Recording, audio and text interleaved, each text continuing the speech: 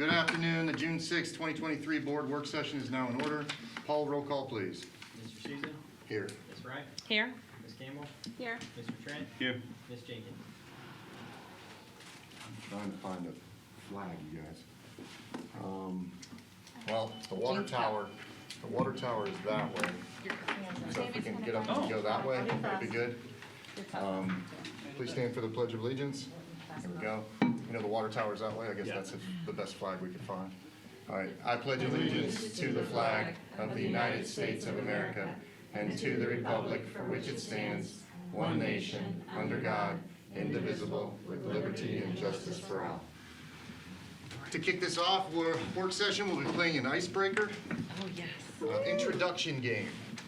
So with that, Ms. Tammy, do you want to take it over? Yeah, so obviously we're going to test how keen your investigative skills are. We have slides in here for Jennifer, but since she's not here, we'll just like bypass them.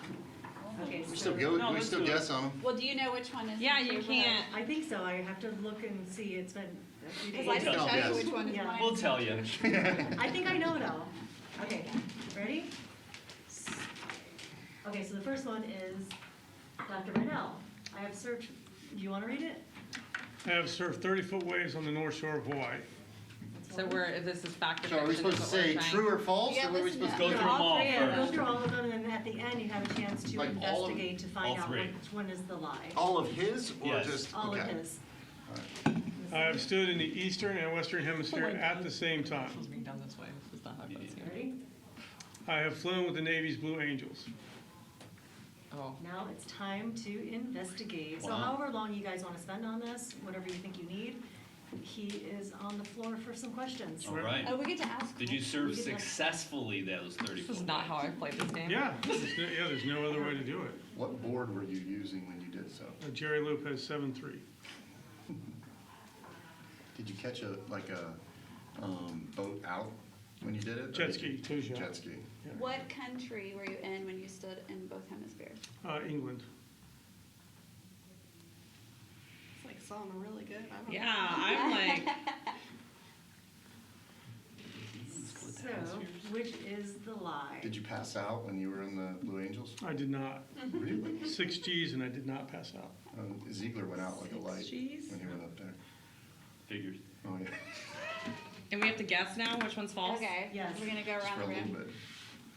Okay, Who's Katie, starting? which one's false? 1. I'm going 3. Jean 2. and Matt. 1. Which one's false? Wait, are we just us guessing? I mean, that's all I was thinking. Paul's but- an attorney. everybody in Paul the married room. Joe. Okay, Paul thinks. Oh, I'm laughing at mine that I gave. You're saying 1? Yeah. Okay. Attorneys have to know who's telling the truth. Okay. What did you say? 1? Yeah. You're saying Joe? All right. All right, you want to break it? Allison hasn't weighed in yet. Oh, Allison, which one's not I'm true? not on Wait, the- Allison, do you I'm know? not on Do you know? I don't Okay. know. All right, Allison. But I know, You do know, so. yeah. So you can't And wait. I'll go after Tammy. And the Well- answer is, Wait, which one did Allison say? Guess we'll go 1. okay, So I have flown with the Navy's Blue Angels. That's I was a key influencer like Ziegler, so I flew in Blue Angel number 7. I did make it to 6 Gs. I did never pass out. Did not pass out, and I did not vomit or anything like that. Wow. Good for you. That is actually a feat. Like, more than not, people go Yeah, out. That's what I'm usually, like. When you said that, I'm like, no way, that's not Yep. true. I have stood in the Eastern and Western Hemisphere at the same time in Greenwich, England. You can stand right on the prime meridian with 1 foot in each hemisphere. I have not surfed 30-foot waves on the North Shore of Hawaii. I have surfed on the South Shore of Hawaii in the smaller waves on Waikiki Beach and in Kauai, but I have not surfed on the North Shore. If it's higher than me, it's too high. 1 point. Yeah, the majority picks Katie number got a 1. point, Paul got a point, Matt got a point, and Allison got a point. Oh, good job, guys. Good You know what's job. unique about the Gs in a plane is that women can take, on average, 2 more Gs than men, and they've never figured it out. Well, there's just some bizarre thing, and the women can take more Gs. They do that in divorce too. Oh my, he did not. Oh All wow. right, Still being recorded. next up All right. is Katie Campbell. Uh-oh. Katie. All right, number 1, I've stepped foot on all 7 continents. 2, I've run in 3 half marathons. 3, I was in a country music video. And I don't know what your lie was, so. Yeah, I intentionally didn't give it to you. I know, so it's gonna be. Not because I don't So trust keep you. track of who got it correct. Okay. What, which country music video? Do you have it were where they're all in? 3 up there again? Like the next Oh, one? Eddie Rabbit. Sorry.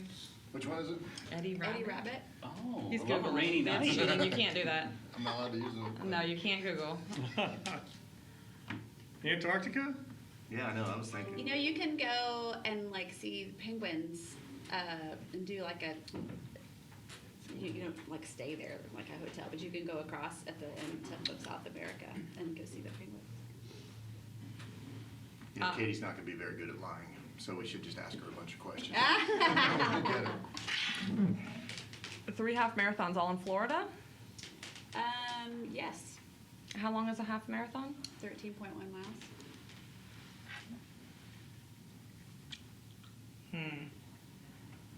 Was one of them the Disney? The Princess.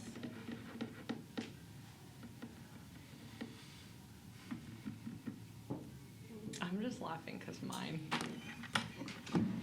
I like yours. not. Y'all are gonna laugh so hard. All right, y'all ready to vote? Okay, and, We got to vote now. yeah, what'd you vote? And Katie, you have to keep track, because I don't know what the answer is. Oh, okay, well, all right. Just 1, 2, 3. Oh, in the country music video, did you sing or were you? What did you do? I I had a little speaking line, and I was kind of background. Okay. Oh, this is hard. Well, I'm going with number 1. Okay. This is be quite a feat, but yeah. Allison, which one are you going for? I'm gonna go with number 1. All right. 1. Wow. If everybody goes with 1, I can't lose 2. 2 points. Someone's got to pick 3, though. I'm picking 3. I'm picking 3. I am Go out too, there. her answer was a little, She was. You know, you're right. That's was a why I little shady. didn't like that. yeah. It was. Speaking part Are you in the changing your vote? background. You're gonna stick with 2. I'm gonna stick with 2. All right, Paul. 1. All right, you can vote on this one, Tammy. I'm staying, I want to say 2. Okay. All right, everybody vote? Yeah. So I have run 3 half marathons, the Disney Princess half, the Melbourne Music half that goes over both causeways, which is a really fun one. They put like grand pianos on the causeway and everything. And then went across to St. Pete Beach and ran the St. Pete Beach Classic, I think is what it's called. So I also was in a country music video. I was in the 2nd grade, and Eddie Rabbit came to Fort Worth to record a patriotic thing, and I had a little line that said, and Betsy Ross started a sewing circle, and then I actually got to run up and sit in his lap, which was a funny story because after I said my line, all the kids were around him on this wagon, and I wasn't going to be in that shot, and I walked up to the director, 7 years old, and said, why don't I get to be in that part? And he was like, so he's like, here, why don't you come up and after you say your line and sit in his lap? And then we got to go to Billy Bob's, which if you're not from Fort Worth, you don't know what that is. It's a big country music place. I have stepped foot in 5 continents, Very good. but I have not been to Antarctica. But the penguin thing is true. You can do that. And I haven't been to Australia. Nice. It just takes so long to get down there, and it's like, it's a stretch. But I have friends who've done it, who Yeah. have been on all 7 continents. So long. I've been to Kenya, China. I was born in Europe and went there last fall. And then I've been to Ecuador and South America and several places in North America. So, the end. So who got the correct answer? Mark, Allison, Matt, and Paul. Just let Paul go first, so I Paul can. is. Just copy his answer. Okay, His ready. attorney skills All already. right, let's see who's next. It is Megan. I know, that's why I'm laughing about mine. I'm like, you guys have all like really fun. You're gonna read them out loud. Yep, I met my husband at Hooters. I worked 2 jobs while completing high school. I have several hidden tattoos. Time to investigate. Time to investigate. What? Mine are so funny. So, are your tattoos pictures or words? A combination of both. What jobs were you working in high school? I worked at a restaurant that sold chicken wings and hot dogs, and then I also worked answering phones at a mortgage company. Which Hooters? Merritt Island, which I don't think it's open anymore. I don't know. No, there's caution tape around. Okay. See? Probably after I met my husband, That's right? Probably should have always been cautious. Maybe that was always there, I don't know. Yeah. All right. Well, I think working 2 jobs at high school is admirable, but also believable, like completely believable. So. Yes, I do too. All right, you ready for us to vote? Ready? And Yep. I know this answer, so I'm not voting. I'm gonna go with number 3. I have several hidden tattoos. Okay.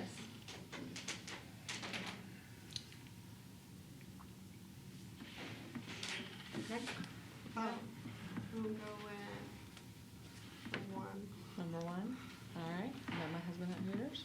I'm going with 3. Okay. Matt, which one are you going with? 3, definitely.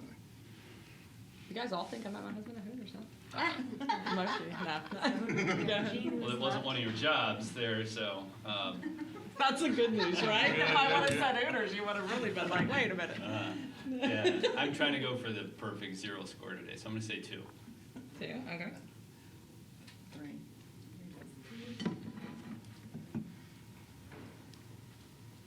Paul. He's thinking. He's got 2, so don't mess it up. 3. All right, is that it, everyone? All right. I did actually meet my husband at Hooters. It was in the parking lot. We met through mutual friends, and I said he was going to be my next boyfriend, and now almost 19 years later, we are still married. So I did actually meet him there. I was not working there. And I did work 2 jobs during high school, so that is true. And I do not have any tattoos because your girl does not like self-inflicted pain, and I'm scared of needles, so I have no tattoos, and I will stay true to the original campus that God gave me. So. There you go. I knew. All right. So far, we have Dr. Rendell, Matt Season, Paul Gibbs, and tie for 3. Oh man, you guys are good at this Challenge game. is on. Okay. Okay, so I think that we're on Okay. Gene Trent's.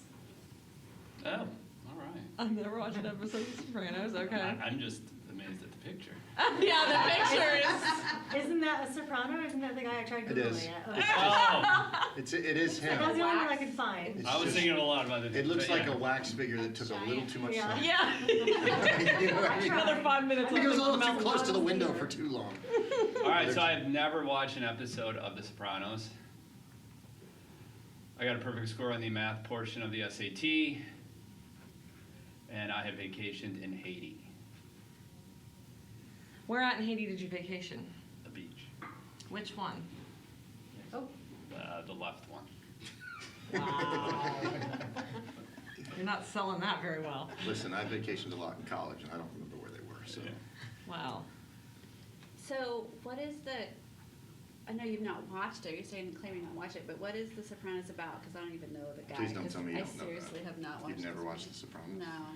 That's Oh, it's the mob. I believe Okay, it's it's the the mob mob. family. Okay. Next time I'm out at a flea market, I'll get a, they're always like, the DVD sets are always for sale. Oh, yeah. Taking my kids around all the time. They love flea markets.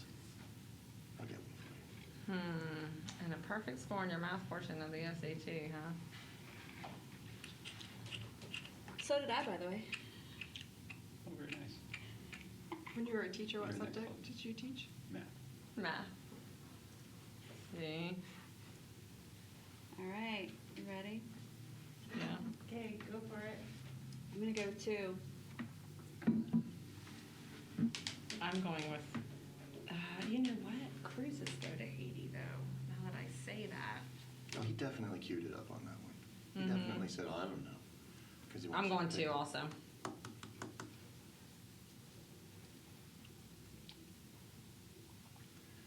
The left one. Really? It might be the last one. Wanted answer. So I'll go with 1. Paul? Go 1. Okay, who's left? Matt has an answer, have you? No, I haven't answered. What'd you pick? I always go last. 3. I'll go 2. I'll go 1. Are you on?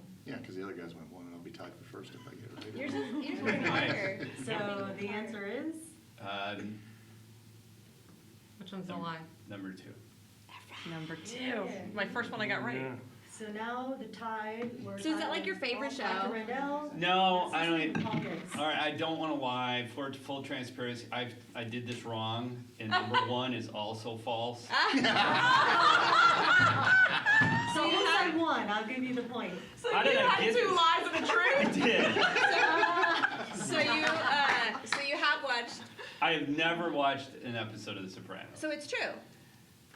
Oh, I said never. I have Right, never it's watched true. an All right, episode. guys, first cup of coffee. You do Okay, a so- song. Right. No. Yeah. That one is true. And you have True, vacation true. in I vacation in Haiti. Haiti. It is on the cruise. On a cruise. I thought don't about that ask where I'm afterwards. at because you don't go anywhere other than where they drop Well, you I've off. done missions work in Haiti. That's why I was asking. Yeah, that's Like, right. I'm very familiar with that country. So yeah, 2. I've never taken the SAT. Otherwise, I would have gotten a perfect score. Sure, The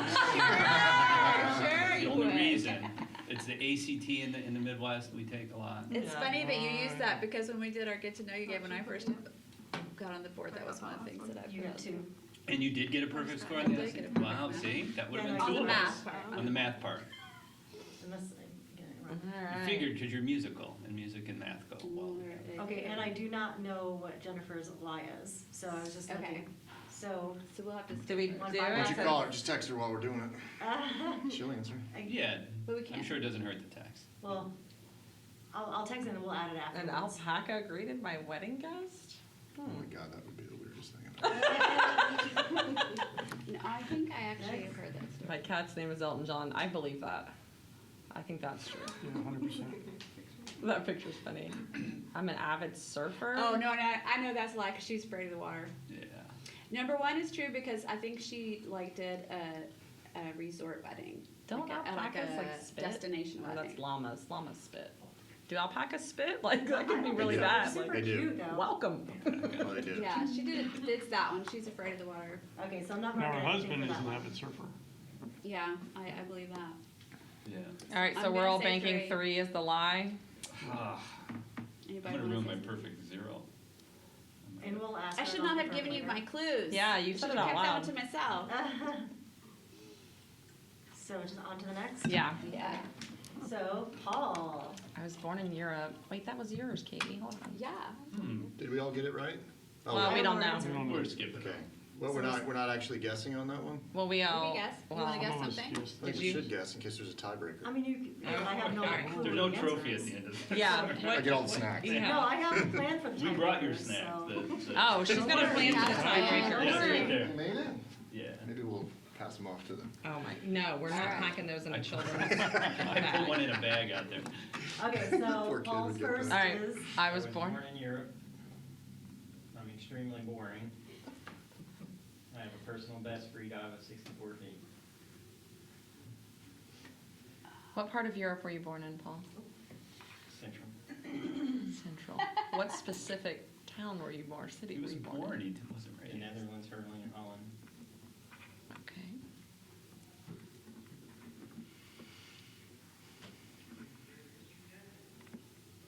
Somebody's gotta ask some more questions. Why do you think you're boring? I do nothing. Boring. You take care of your kids, man. That's I plenty. do that. Where did you do the dive? Oh, easy. This is hard. What does a free dive mean? Like no tank? Yeah, no tank. How far can you go down and get back up? How long does it take to go 64 feet down and back up? It seems like that would be some time. Depends on how long you can hold your breath, but How long did it take you? 2.5 minutes. Did you use flippers when you did it, or did you? Yeah. Okay.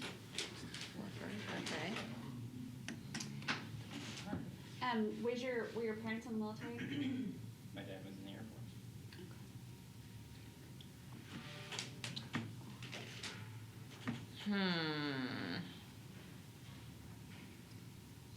How often do you dive?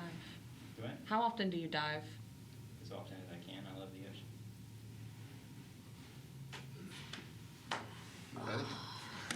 Let's do this. Somebody else going first on this one. If we say if we say anything but 2, then we're agreeing that Paul is extremely boring. No, you said, This is a lose-lose. History cow. Yeah. Oh, but he was so convincing with his answer. Okay, I'm not going first on this one. I know, I don't want to go first either.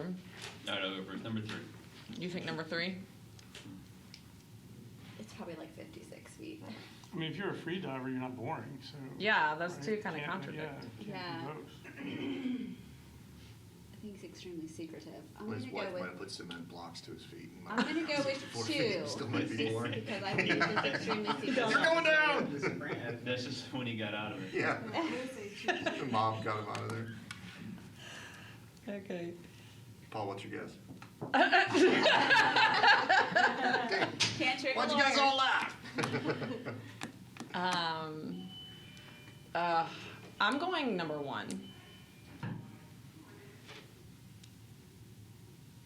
I'll go 3 just because I feel like it's probably 50 feet or something like that, and he's just, Being technical. yeah. I added a couple extra on there. Not saying he's boring. But you are. But he's very quiet. We don't know. We don't know. Sneaky. He could play in a rock band on the weekends, and we don't know that. I don't know. That would be a plot twist, wouldn't it? Wow. Screamer. Got like a stage She name. picked 3. All right. What would Paul's stage I already name said. be? Yeah. What'd you say? 3. All right, Matt. Outlaw. I'm going last. You are last. You're last. Am I last? Yeah. Everybody else going? Yes, you are. I'll do 3, because I do a lot of snorkeling, and that is hard to do. I can hold my breath for almost 4 minutes when I was in high school, and I would go down 30 feet, my lungs would collapse. So 64 feet is a deep Is it? ass run. That's like I think that's pretty close to like a state record or something. State I don't know. Like it's. I Is know there there's a some freaks state in the Caribbean that can go pretty deep. Yeah. But that is deep. Like you go down there, you hit 30 feet, you can't breathe. We can't breathe underwater anyway, so you know that, Well. right? Now you're just being technical. There you go. We used to take a garden hose and I would be on the bottom of the reef at 30 feet, and the garden hose would collapse that deep. It couldn't stay open because of the All pressure. right, Paul. Wow. Which one is the? Can't change your vote now. I was born in Europe. Mm. I'm extremely boring. Yeah. I have never free-dove.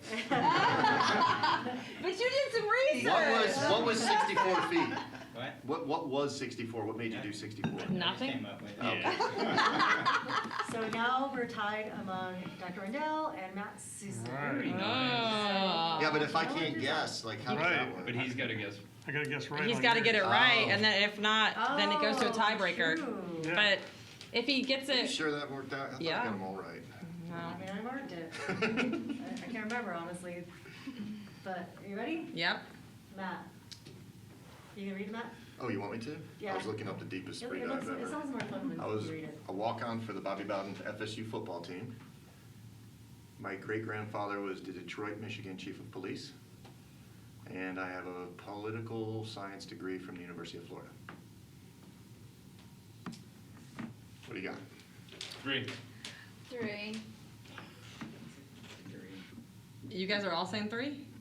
Yeah, because he went to FSU. Doesn't mean I got my political science degree there. It means I got my history degree there.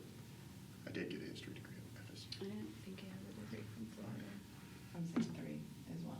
You guys are all saying 3, and I You really think my grandfather was the chief of police in Detroit? You have people all over the place. Yeah, you did go to FSU, so 3. One is a stretch for me.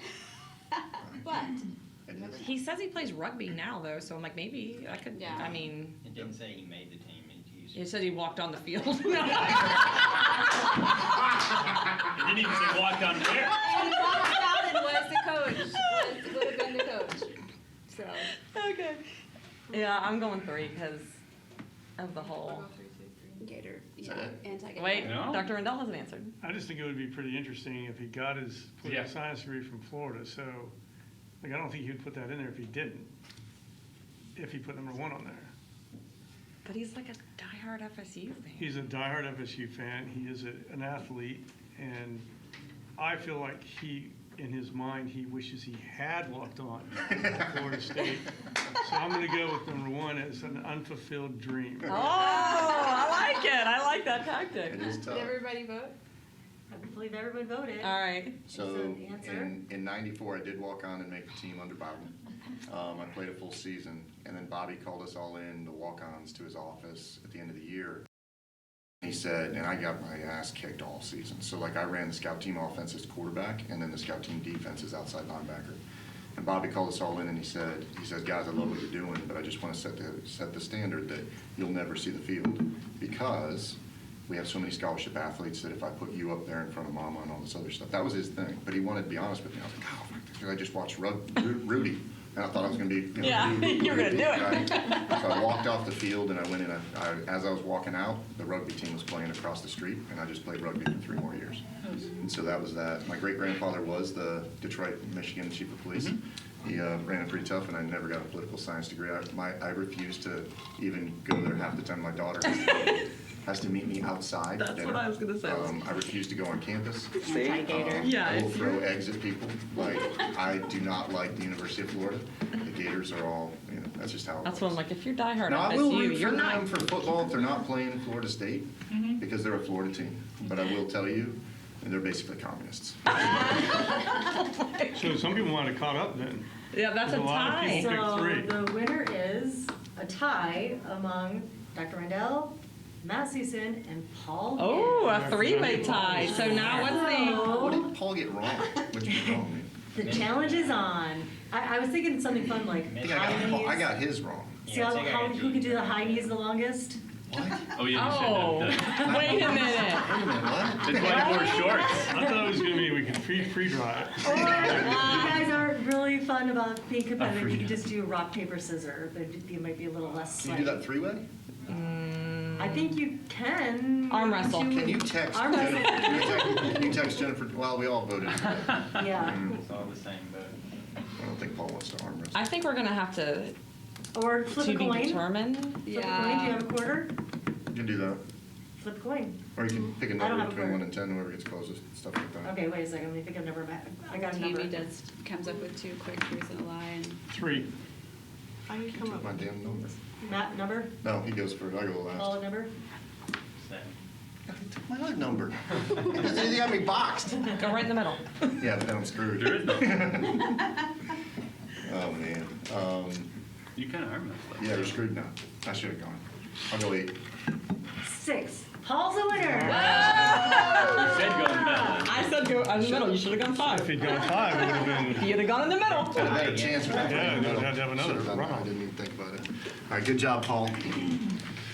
All right, so Analytical one. just so everybody knows, at 10:30, Paul and I have a time certain. Where do we set up for that? Right here. In the office next door. Like yeah. next door? Is it all Wi-Fi'd up and ready to go, so we got like It's 5 just a minutes? phone call, yeah. Okay, so we're good to go. We just leave it like 10:25 or something and we Yeah. get set up? All right, so the first thing is that we talked about, Ms. Campbell wanted to talk about working guidelines. I figured this was a better workshop for it.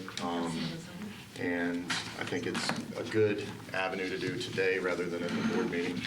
So with that, I need one. Here, I got it. Oh, there we go. Thank you. I do have 2 eyes. All right, Ms. Campbell, if you wanted to lead it off, this was kind of your discussion from the beginning. yeah, well, I just thought this would be, it's always, we should probably review these a couple times a year, just to, keep them fresh. And I thought it would be a good time with Dr. Rendell coming on, because this is an agreement, it's not just a school board working guidelines, but it's agreements we make with the superintendent. We always have opportunity to make adjustments if there's something that you see. But these are our expectations of you, your expectations of us and the staff. And these are the things that these are the agreements we make, kind of gentlewomen's agreement with each other. These are things that keep us out of the news for negative reasons, that we can avoid. There's some things we can't, because people are not gonna like all the decisions that we make. But sometimes, we, board members can be, guilty of just, doing stupid things. We don't want to do stupid things. So I just thought we'd just walk through, especially since it's Dr. Rendell's first chance to kind of meet with us all together, and let's just walk through. So Matt, do you want to read, or you want me to do that, or? Well, you want to read every single one of them? Well, I think it'd probably be a good idea. We don't have to stop and not discuss each one, but just kind of go through. If you don't, we don't have to.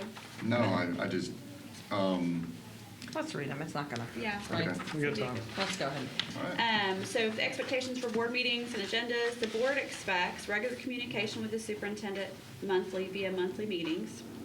And some of us have already set those up. Some people wanted more than monthly, so Yep. I know Allison's setting us up for you.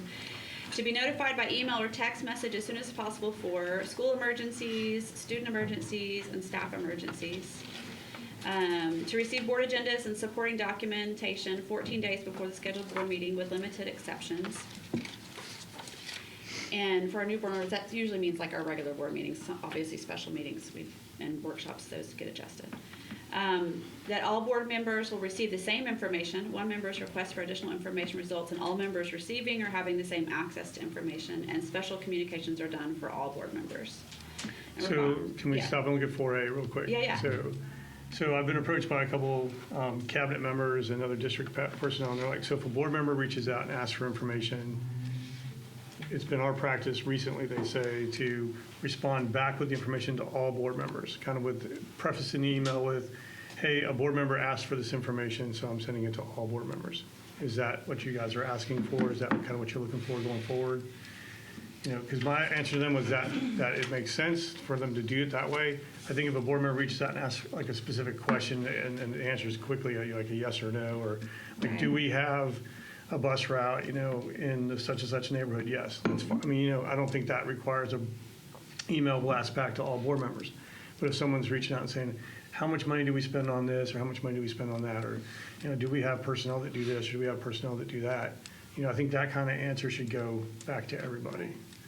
Since this is under the topic of board meetings agendas, I think that probably clarifies that. Because, there's certain times when staff gets back with me with specific questions about a specific school or specific need. Right. But they're really good at the general thing. One thing that we did during our interim, Dr. Schiller kind of tightened it up where it had to all had to be routed through him first. And there were so many answers that we never got back because they kind of got blocked off there. So the way it is, back to where it used to be, where they just respond to all of us. And Yep. It's very always. Totally fine with that, yeah. Okay. So the reason for that was that Schiller was trying to control the narrative, and we know that now, right? I made a public records request for all of Schiller's emails, so I'm going to provide those to you guys when I get them. That's everything that he had the whole time, so that everybody knows what was going on, because there seems to be a lot of things that were flying. You know what I mean? Some unanswered questions and stuff like that.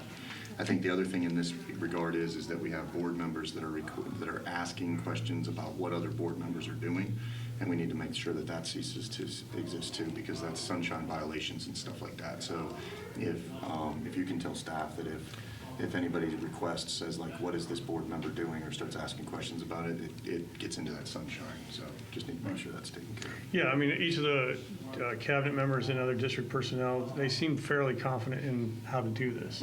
They just wanted to know if I wanted that to continue. Yep. Or go back to that practice. I'm like, absolutely. I think that's a good.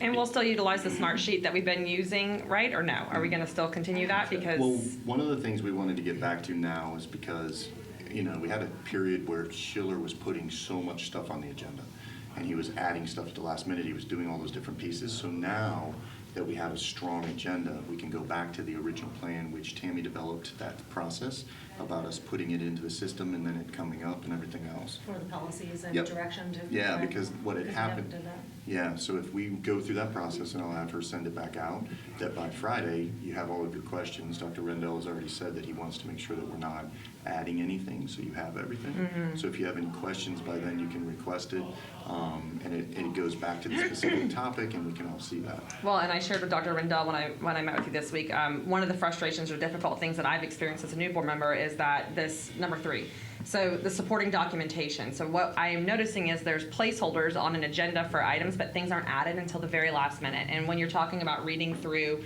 2,000 comments or 150-page PowerPoint, and it gets added 48 hours, that's really not adequate time for us to go through that. So if there's any way to really concrete, I'm not even saying 14 days, but 7 days, I feel like that's a fair request to say, hey, 7 days, every supporting attachment needs to be on there with the exception of personnel changes. I understand the reasoning behind that.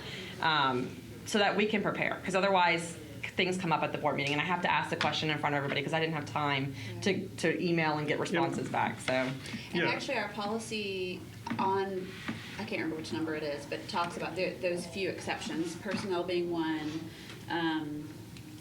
There's a couple of things that are allowable to make last minute changes, but the policy actually Yeah, states. personnel, I think emergency purchase orders for, things that break and we got to go. Right. And I imagine safety and security is also an exception. But that hasn't been the standard thus far, so if we can get to a place where we're doing that, that would be helpful for me, just so that I have a full week to go through, because our agendas are heavy. We have a lot of things that are on there. So to adequately research them and ask the questions ahead of time instead of at the board meeting, it would help me to have that week. Yeah, I mean, I think the rule of thumb or the guidance is, obviously, anything you're going to vote on, you need time to digest and research and ask questions. So definitely business meeting agenda items, you need to get the backup, at least a week out. The workshops, some of that, sometimes we're creating that information before the workshop, and the workshop's a discussion session anyway, so you may not get back up for a workshop till the day before, or even that day, we may be presenting something, so. Yeah. But you're not voting on that, so that's more like And we want the most information. current. Yeah, Yeah, I'm good with that. yeah. Are you good with those? Yeah. You all good with that? Mm-hmm. Yeah, and then just the last thing I'll say is, or only thing I'll say is on talking to staff is, and I'm sure it was a Schiller issue because, I mean, it was at a board meeting on a break and I asked a cabinet member a question and they just looked at me and said, I can't talk to you. You have to go through the superintendent. And I hope we don't have that anymore. Yeah, it was never the practice Yeah. like we And we actually, I always think did it. that's in here. Yeah. Yeah. But just Intervals. be clear, that was said and I don't know if that was the standard Yeah. or. Number 5, that board members will treat each other and staff with respect. Can we pause on this one for a minute? Let's pause. We're going to talk about it because, I mean, I would like to have this conversation, which, as uncomfortable as this is going to be. It is okay that we all have different opinions on matters, and that's actually welcome. That's how we strengthen as a board. But there has to be a mutual level of respect for every single one of us because each one of us is elected to do a job by people, by our constituents.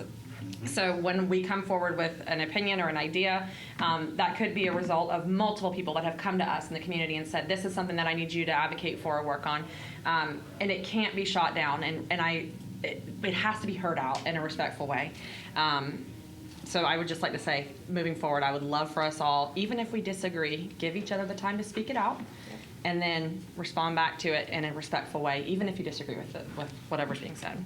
And I'll just say, one of the things we need to remember on a practical point, one, we just need to do it as people, just respect people. But on a practical point, I would remind everybody, sometimes we don't always realize that even when your microphone is not on, there are stage mics, and I have had people reach out like, I heard that sigh, or I heard that comment they made. People are hearing things that we're saying under our breath, and eye rolls and things like that. So we just always need to be aware that it's really hard to be on camera for a really long time. It is. But that's part of the job. And,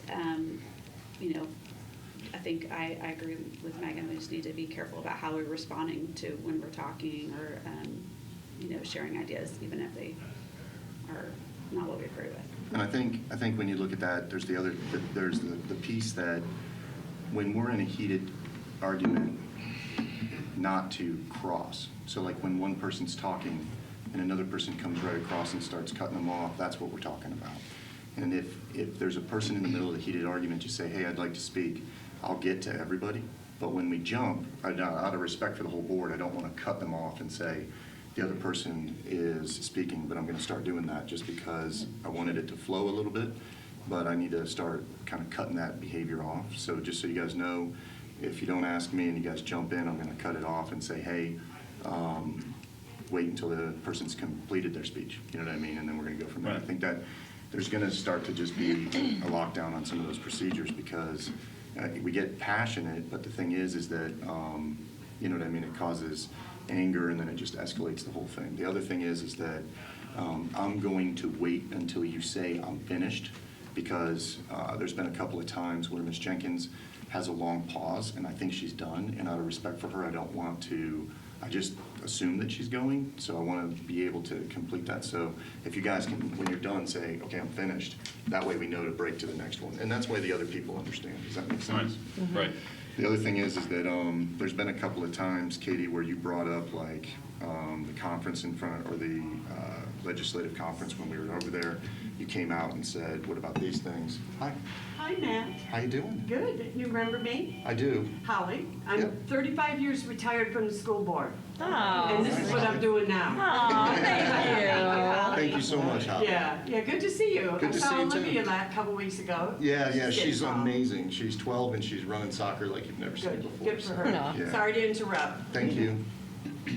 But like now we know that those were, that the budget is transparent, they're putting that online, that they were working on the career and technical for the firehouses in the north end.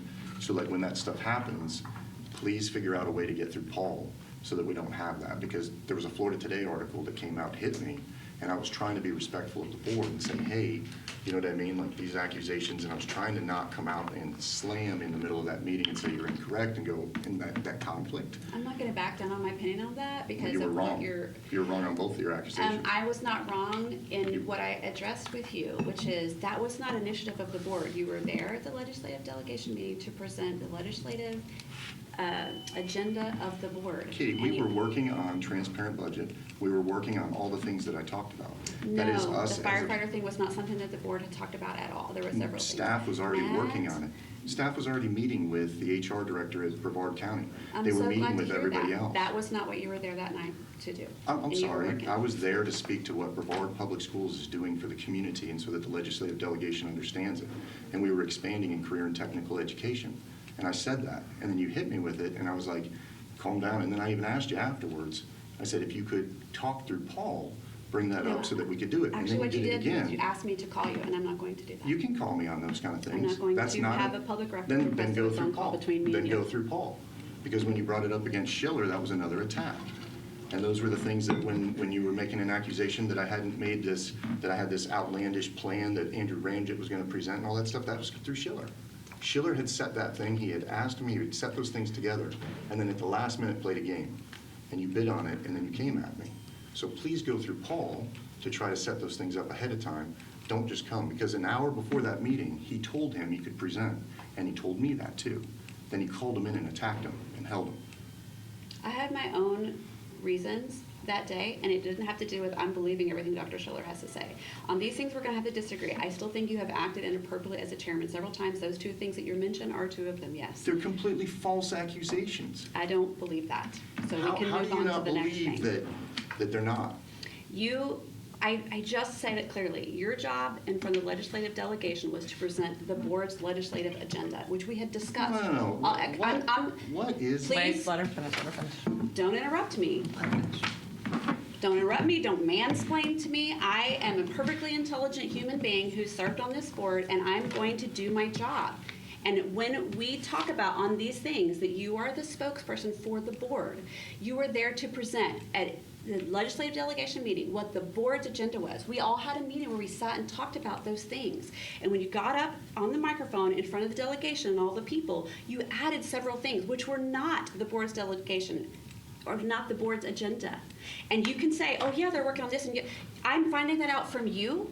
I found that out from you afterwards. Well, that's so nice you got up in front of the public and said we're going to do all these things. We had just had that meeting before that on Monday, yes, and you had brought the zoo in to talk about their volunteer program, and then you stood in front of all those people and said we're going to do like the zoo's volunteer program. We're going to do something with Health First. I'm like, I've never heard that before at all. We shouldn't be finding out on broadcast that's going all over Brevard and on YouTube what the initiatives are of the district that are coming out of your mouth, because you're not speaking for the board at that point. Your job at that point was to be a representative for the board. You were as the board chair, you were a spokesperson for the board, but you still said all these other things that weren't the board's initiatives. They're the Brevard County Schools The initiatives. superintendent is the No, as the spokesperson for board this chair, I can district. speak, and every single legislative delegation that we've ever had prior to that, we have sat around in round tables or in front and talked about other initiatives that we have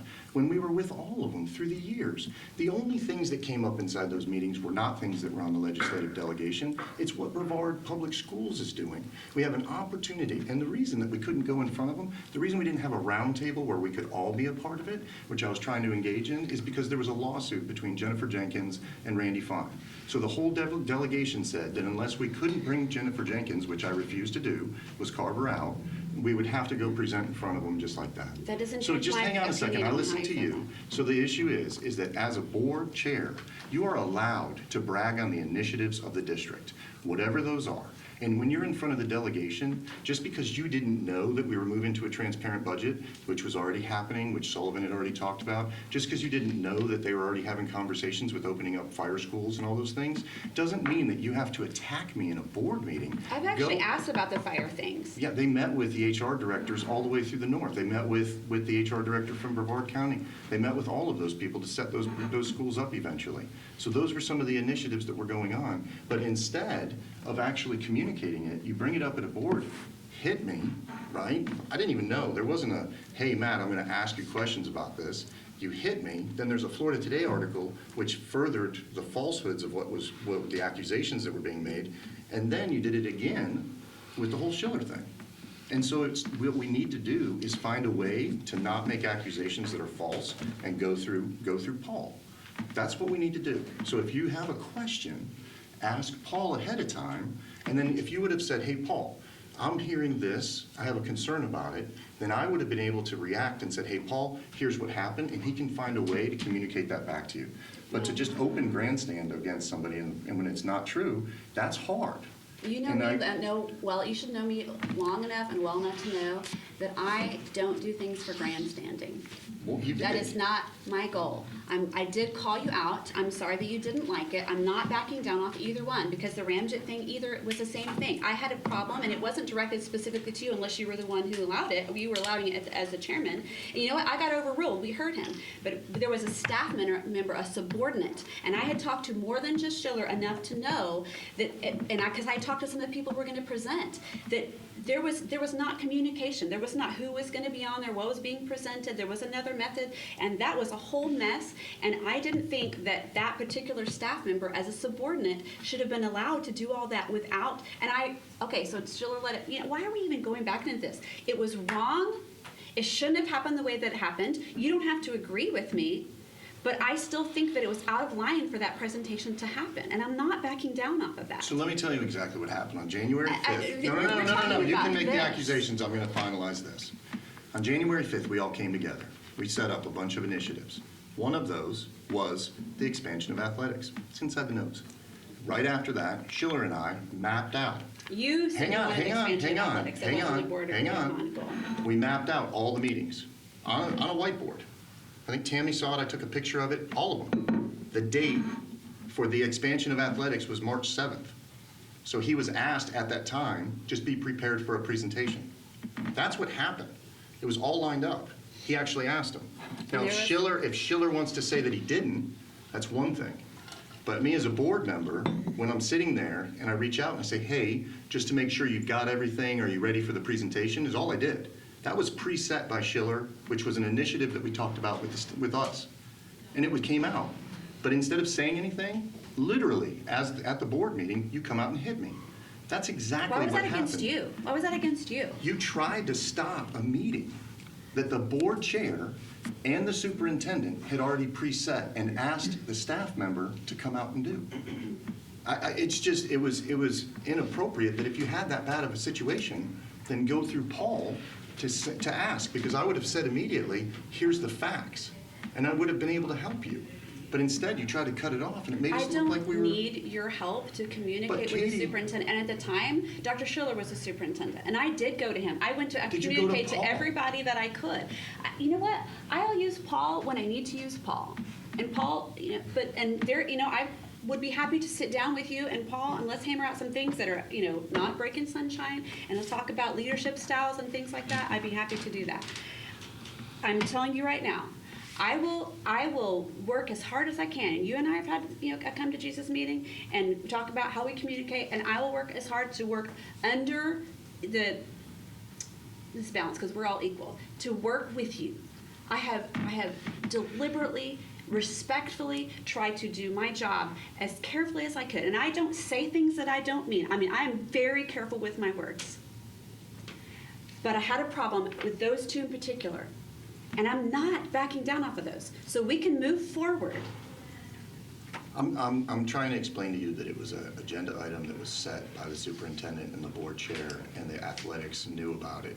and you I came in asked and him tried that to cut day, it Matt. out. I Who said, did Dr. you Schiller, ask? did you know about, in the public meeting that you're talking about? I said, were you aware? And he gave the honest answer. He did say, yes, okay, just go and allow it. And the rest of the board said, fine, let's get, they're here, let's go ahead and speak them. But he is a subordinate. Dr. Schiller had his own group that he'd been meeting with, that they were developing stuff. Now, it may not have been as complete as what he played it out to be, but they were having meetings with Andrew Ramjet was ADs. asked. Listen, here's the deal. If we have a situation where you have subordinates beneath us and the superintendent is a subordinate, the way to communicate, I didn't bring this up because I'm trying to say it's wrong that what you did. I'm not trying to prove a point. I know that I was right in what I did, but what we have to do is communicate that to Paul so that we can avoid these things in the future. If you're feeling uncomfortable about something, there has to be an avenue that you can go to. So like when you're having a situation and you're like, this is wrong, It's literally the day So- before that meeting when I'm finding out who knew and who didn't know what was supposed to it was be on on that the agenda for 7 days. It was on the agenda for 7 days. What was happening on it was not on the agenda for 7 days. He was giving a presentation, it was on the agenda, and it was sitting there for 7 days. And it didn't become an issue until it started getting wonky there at the end. Just ask Paul, I can answer.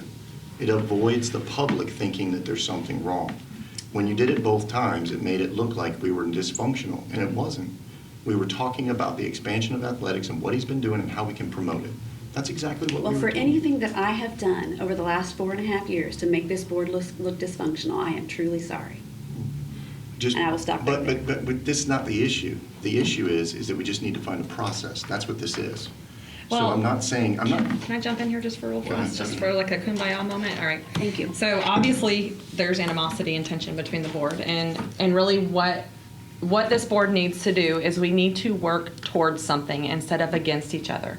And so if we were fighting as hard as we're fighting with each other towards our schools and our kids, this would be moving 100% in the right direction.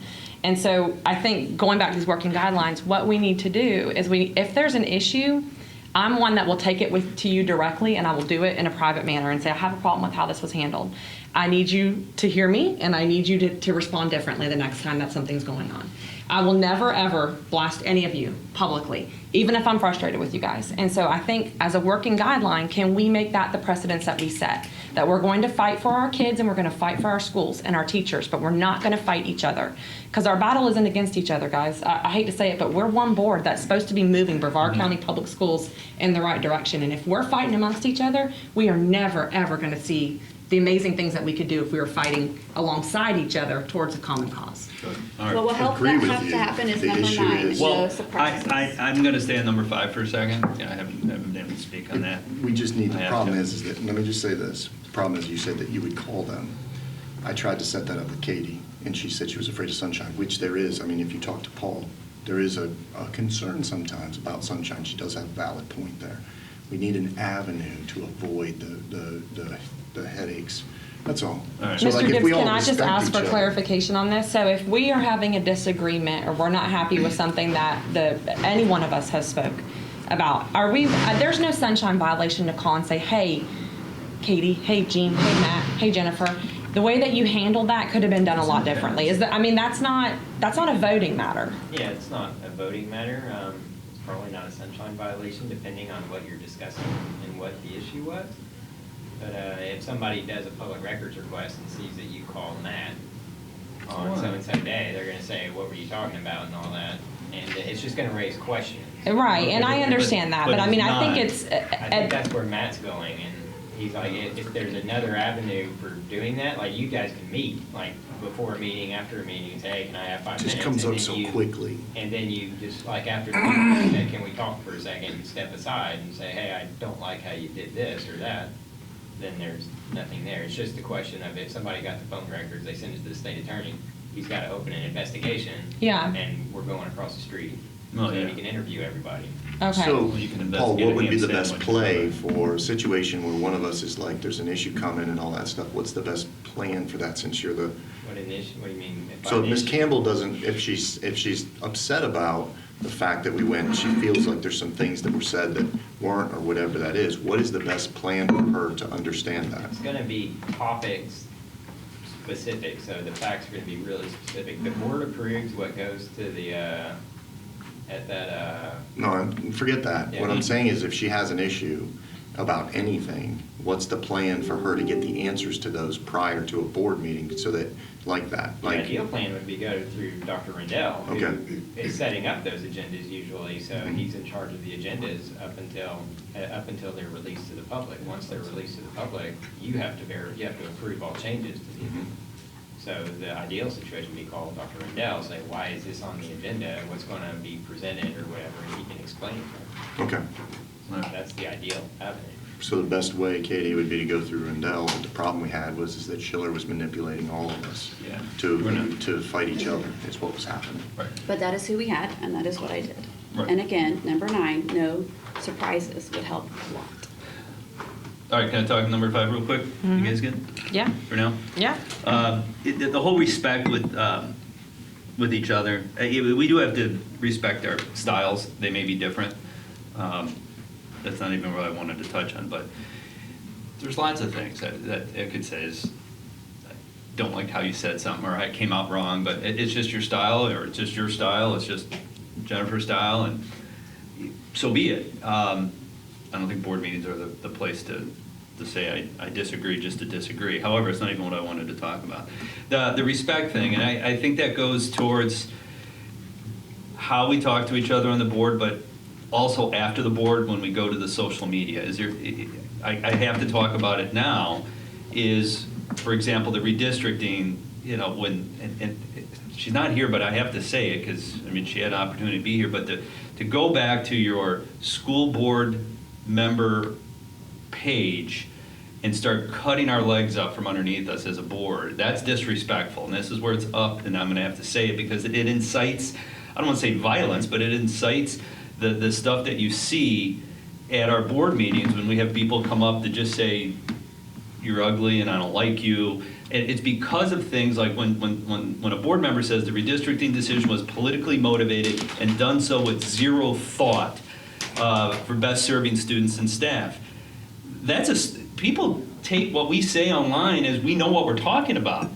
She doesn't know crap about my decision, my voting, and it's out there. And talk about inciting, the first response was, I can't stand them. They're talking about us. And that was a board member that put that out there. Not a phone call, not a, hey, I disagreed with the decision, here it comes, let's meet with Paul. And that is not, if that doesn't stop, things could turn to violence. If every decision we make is gonna be put out there that we have a pact with Randy Fine or another politician, which none of our decisions have been because of,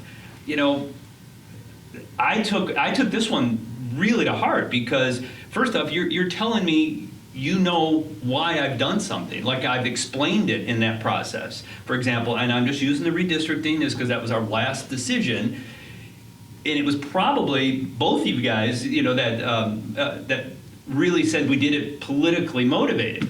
I don't give a hoot where we live in the districts. It had nothing to do with that. And even if it did, it's not right for us to go out and attack the board members. If anyone I know, well, this is on her personal website, personal Facebook page. I would assume if I did that, I would be getting a call from somebody here saying, hey, what are you doing?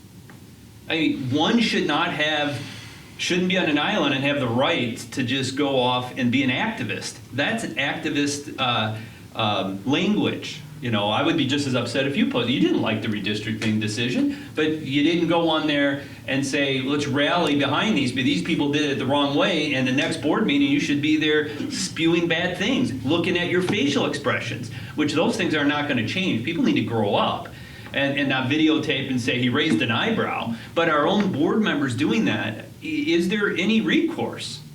So That's not right. I think what you're talking about is making fact-based arguments, because we have it inside of here that after a vote is done, we're allowed to go on social media, we're allowed to talk to the press about fact-based stuff. The issue is that, and this dives into another area, but spreading false accusations with no proof as a board member, I think is detrimental, not to the board, but the district. The motivation behind it, you can not like a vote, but to then say, concrete, this is the reason why. That's wrong. I mean, you might as well say, you know, someone is they made this decision because they're a bigot. They made this decision because they're a racist. They made this decision. Where would you stop if that's if that stuff is accepted? Where do we go from here? Well, part of it is being a grown-up and not running to the internet Yeah. to voice your, you know, discord with the board. So again, the board has to figure out, are we going to move in the right direction that's for our kids and our teachers and our students? Are we going to fight with each other? Because this board will only be as strong as our weakest link, and that's the reality of it. So wherever that's at, I see somebody laying the ground for political gain later on, and that's wrong. I think it's wrong in general to post false things on the internet. absolutely, I've been And on it's the- in a time when it's creating a narrative with other news organizations that would rather post the false narrative, and it's creating another component. So I think if we focused on our fact-based arguments, if we focused on what's the better good, I read a book that just came out, and I was trying to get the name of it, The Wisdom of the Bullfrog. And it talks in there about how we lose overall when we come out and try to make a point to win, we lose as a district. And the goal should be that we as a group win, not we as an individual win. Yeah. And that's what I was, so I Or think. Shut Up and Dribble, whatever that book was. I mean, Right. we're not there to do anything other than the business and govern the school board. But when we go and attack the decisions on our personal motivation that they know nothing about, I would never do that to you. I don't know what you guys are thinking, unless you publicly stated it. Well, we need to be careful on, I hear you, and I don't disagree, but we need to be careful with swinging back to in the boardroom. And I understand, Matt, you think that I violated this in what I did, and we're just, I apologize to you for any disrespect that was sent your way. But I want to go back to something, because we do, the little comments also, we need to be careful about the little comments. Honestly, I think if we could be more mindful of the constantly on TV, constantly, and it is hard. But every little, there is no place on the dais for, you can be as sarcastic as you want to in your personal life, but there's no place on the dais for sarcasm. There's no place on the dais for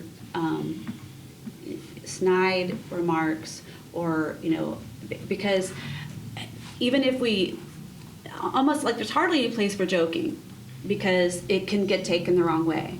And it has been. I know you've been a victim of that, but don't give everybody the invitation to do it, So all those, it's really, sarcasm doesn't play well up from the dais. And so I think we need to be careful of that too. Because if we're just inviting people to add to, now the whole microphone in the eye thing, I'm like, that was really dumb. But, because I look at the picture, I'm like, what? So, but there's sometimes, and we'll call it rookie mistake, where people have said things that they probably never really intended, would have said, like in a private conversation, but now we're on microphones on live TV, so we just need to be careful of those things too. So I think we all agree that snide remarks, comments, all of those things, falsehoods, don't make it better, right? But there's nothing we can do as a board to stop somebody besides tell them that they're wrong. And unfortunately, right? Am I right, Paul? Yeah. I mean, we can't censor somebody. We could if it got out of control. There is a way to censor board members. But the thing is that for the most part, the problem that we're also having is that our news organizations are running with that. And that's the political cocktail that we're dealing with, is that when the falsehoods are said, it creates an article that is run, and then people are like, oh, this is true, and it's not. Right. So what do you guys want to do in relation to that? Do you want to give me the authority to call the person through Paul and say, hey, this is the things that we saw, do a post-meeting, these are the things we need to change, email Paul some of the concerns that we had from the previous meeting until we get it straight, identify them? I understand we say this, but then what is the outcome? Because there's another tail to this that I'm going to talk about. Paul, what do you suggest? You're the parliamentarian. He's a parliamentarian. Parliamentarian. He is. He is. It's just a Parliamentarian. moving target. It's going to depend on what the issue is, and is it something likely to come to the board or back to the board? If that's the case, you guys can't talk to each other outside of the meeting. But we can say, that was a personal attack that was wrong. it needs to stop. Don't even need to talk about If the topic. somebody's posting and they're advocating against, I just bring it back to the, hey, our guidelines, we've all agreed not to attack the overall decisions of the board. Do you want me to bring that up in a board meeting? You What just do said you bring didn't up? think that would be good because you I'm didn't like it asking. when I did. him. He's telling me that that's what I need to do. Well, that's the rules, that's what you can do. I don't know that that's not likely to come back to the board at all. So you can That's have not that gonna off to the side and say, hey, I was told, I saw your post or whatever. Yeah. And that's, we've agreed to act in a certain way, and you're attacking the decision of the majority of the board. That isn't gonna be What an if- issue moving forward. What if we identified it as a situation and then you came to the person and said, because you're the parliamentarian, and just said, hey, if you remember the guidelines were there, and make the recommendation to the person that, because that's not a violation of sunshine. Right, no, that just saying, hey, you violated the guidelines isn't gonna be an issue for the board to ever discuss, other than to say, hey, I think we've been having problems, and we need to have this type of discussion again, Okay. where you guys come together. I mean, that's fine if that's how you guys wanna handle those. I just keep going back to, I'm gonna jump in here right now, because the second that I have to take my grievance with another individual to another individual, that now makes the problem bigger. Yeah. But it's So, us, though. I mean, that's- and I know, but I'm just saying, like, to me, I don't want you to take your grievance with me to somebody else to bring it to me, because I'm gonna be a little more frustrated that you did that versus just coming to me and saying, hey, Megan, can you do me a favor? You're jumping in there and you're stopping someone from talking, and you shouldn't do that. Like, we need to respect each other. I would appreciate that, and there's no violation of sunshine to do that. So I think the proper manner, the biblical manner, is to take your grievance directly to Well, that person. so, yeah. That's As long as really, Katie's okay with that. 'cause Yeah, we- and we'd we have that, established and I that. have said, I have But talked then to you you. I'm wouldn't not going call to me- call you. I'm But not however, going to have a this weekly call with you. is further on. So this is, and this has nothing to do with Katie or But if you're anybody mad else. at 'em, However, down the, I think it's better. how far, the one-on-one is wonderful unless the end result could be something bigger, and if we don't have a track record proven or on record, let's just say, I don't like our decisions on whatever next Tuesday. And I say, you do it for this reason. And you don't like it, you come to me and say, that's fine, but I keep doing it. And then you come to me and say, you didn't like it, but I keep doing it. But eventually, is there a censoring thing? There is. So if there. Censure. So if there is, we need to have probably something documented that here's your behavior. But if we keep going individually, nothing's documented, there's not a third party there. We may have to, that's not gonna stop.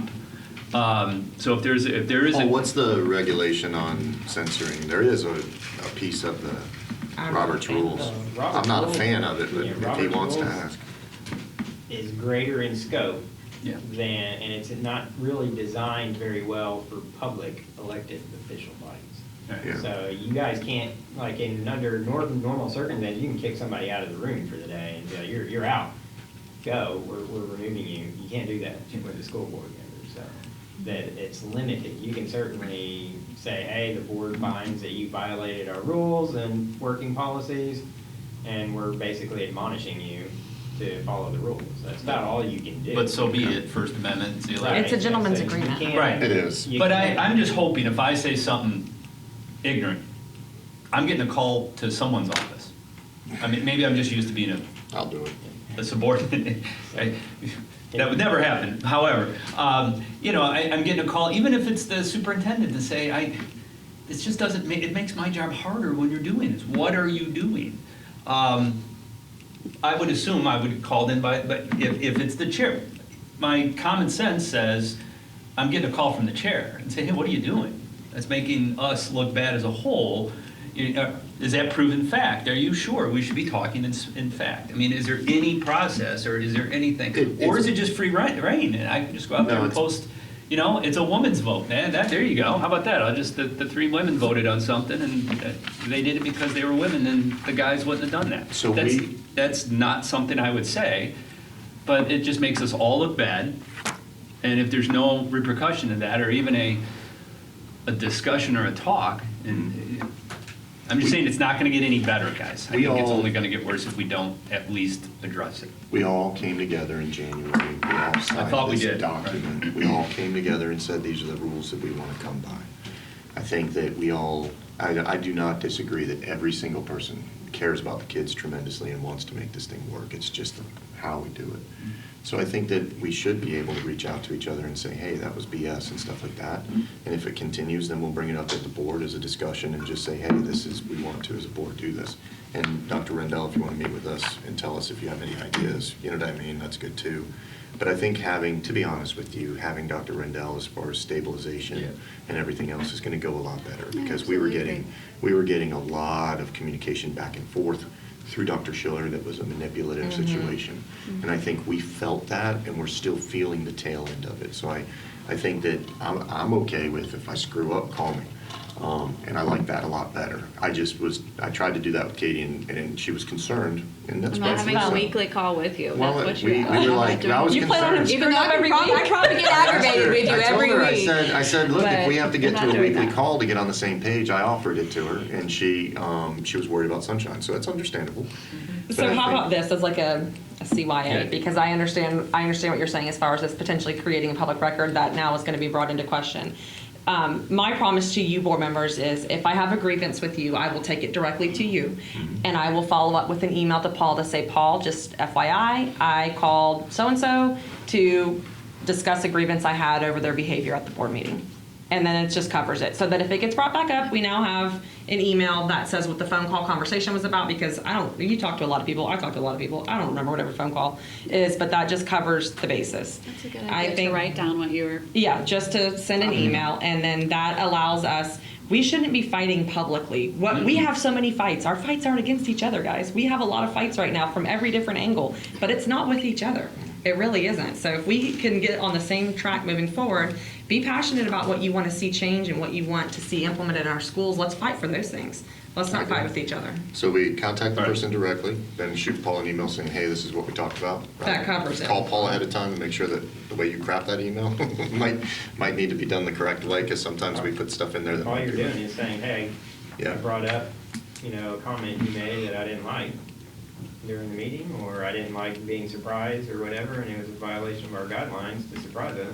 And if there's something coming up that's an issue that we're trying to pass off, Which is head exactly, off at least the document pass. in some way, because we also are creating a public record every time we do that. Yeah, so- no, that's what I'm like. Head off at the pass. If we're trying to head something off the pass, I think we have a stable superintendent now that'll kind of Yeah. explain through the process. I don't think that's an issue. So, we good there? Agenda-related items are easy, Dr. Rendell, it's like, Right. hey, this got added last, what was the basis? And you should be able to explain, like, hey, we really need this to be Right. approved at the next meeting, so we put it on the workshop last minute, we know it was a little late. Okay. There's one other thing I want to bring up real quick. In the event, there's tailing on to the back end of this. I've gotten a lot of emails from an individual that's on the board that sends emails out attacking legislators, attacking other individuals, right? It's creating a situation of, like, one was an email to the mayor of Paul Alfrey of Melbourne, making fun of his lisp, right? And those are going to bring us into some sort of communication issue, where that's going to bring us into defamation lawsuits, that's going to bring us into all of these other things. And it's in line with some of the stuff that's going on online. So Paul, do you have any, is there anything that we can do as a board to inoculate ourselves from a board member that continues to do improper behaviors? Does that make sense to you? So like, if somebody's out there doing things that are gonna hurt the board, can we give direction as a board to say, hey, please stop, and if you don't, then, do you see what I mean? Because I got issue with it. Right, other than if it's not board business, really, Well, they're using the school board email to attack constituents, attack legislators, attack community. And it's not, and sometimes those people they're in a locked up, like, I get attacked all the time. I get an email at least every day or two. Yeah. Right? Same. And I just say, this is why I feel that you're wrong and everything else. I've never gone after them, because what happens is we lose. And I think this board with this document is saying we don't apply for that. What's your Right, thought? you can circle back to the working guidelines. That's not board business, so I would say, one, it shouldn't be on district communications if you're attacking other politicians from the political side. And in the event that there's somebody comes and files a defamation lawsuit against the board based upon actions that are outside the purview of the school district's Business. Yeah, if it's business, outside the scope of the work, then. then we as a Yeah, but board this will is- not, We will not protect them. right? And that's we can say that together, right? Right, yeah. Okay. If they're found to be outside the scope of their work, then they wouldn't be indemnified by the board. And the board's Okay. gonna take its own defense. It was just a concern that I had, so I want to make sure that we as a board understand it, and then if it comes up, then we're okay. That's all. Is everybody okay on that? Yeah. All right, one other thing that I had to do is that there was one instance where, and this is in this area, we had a board agenda item that I put on, and then a member came up and removed it.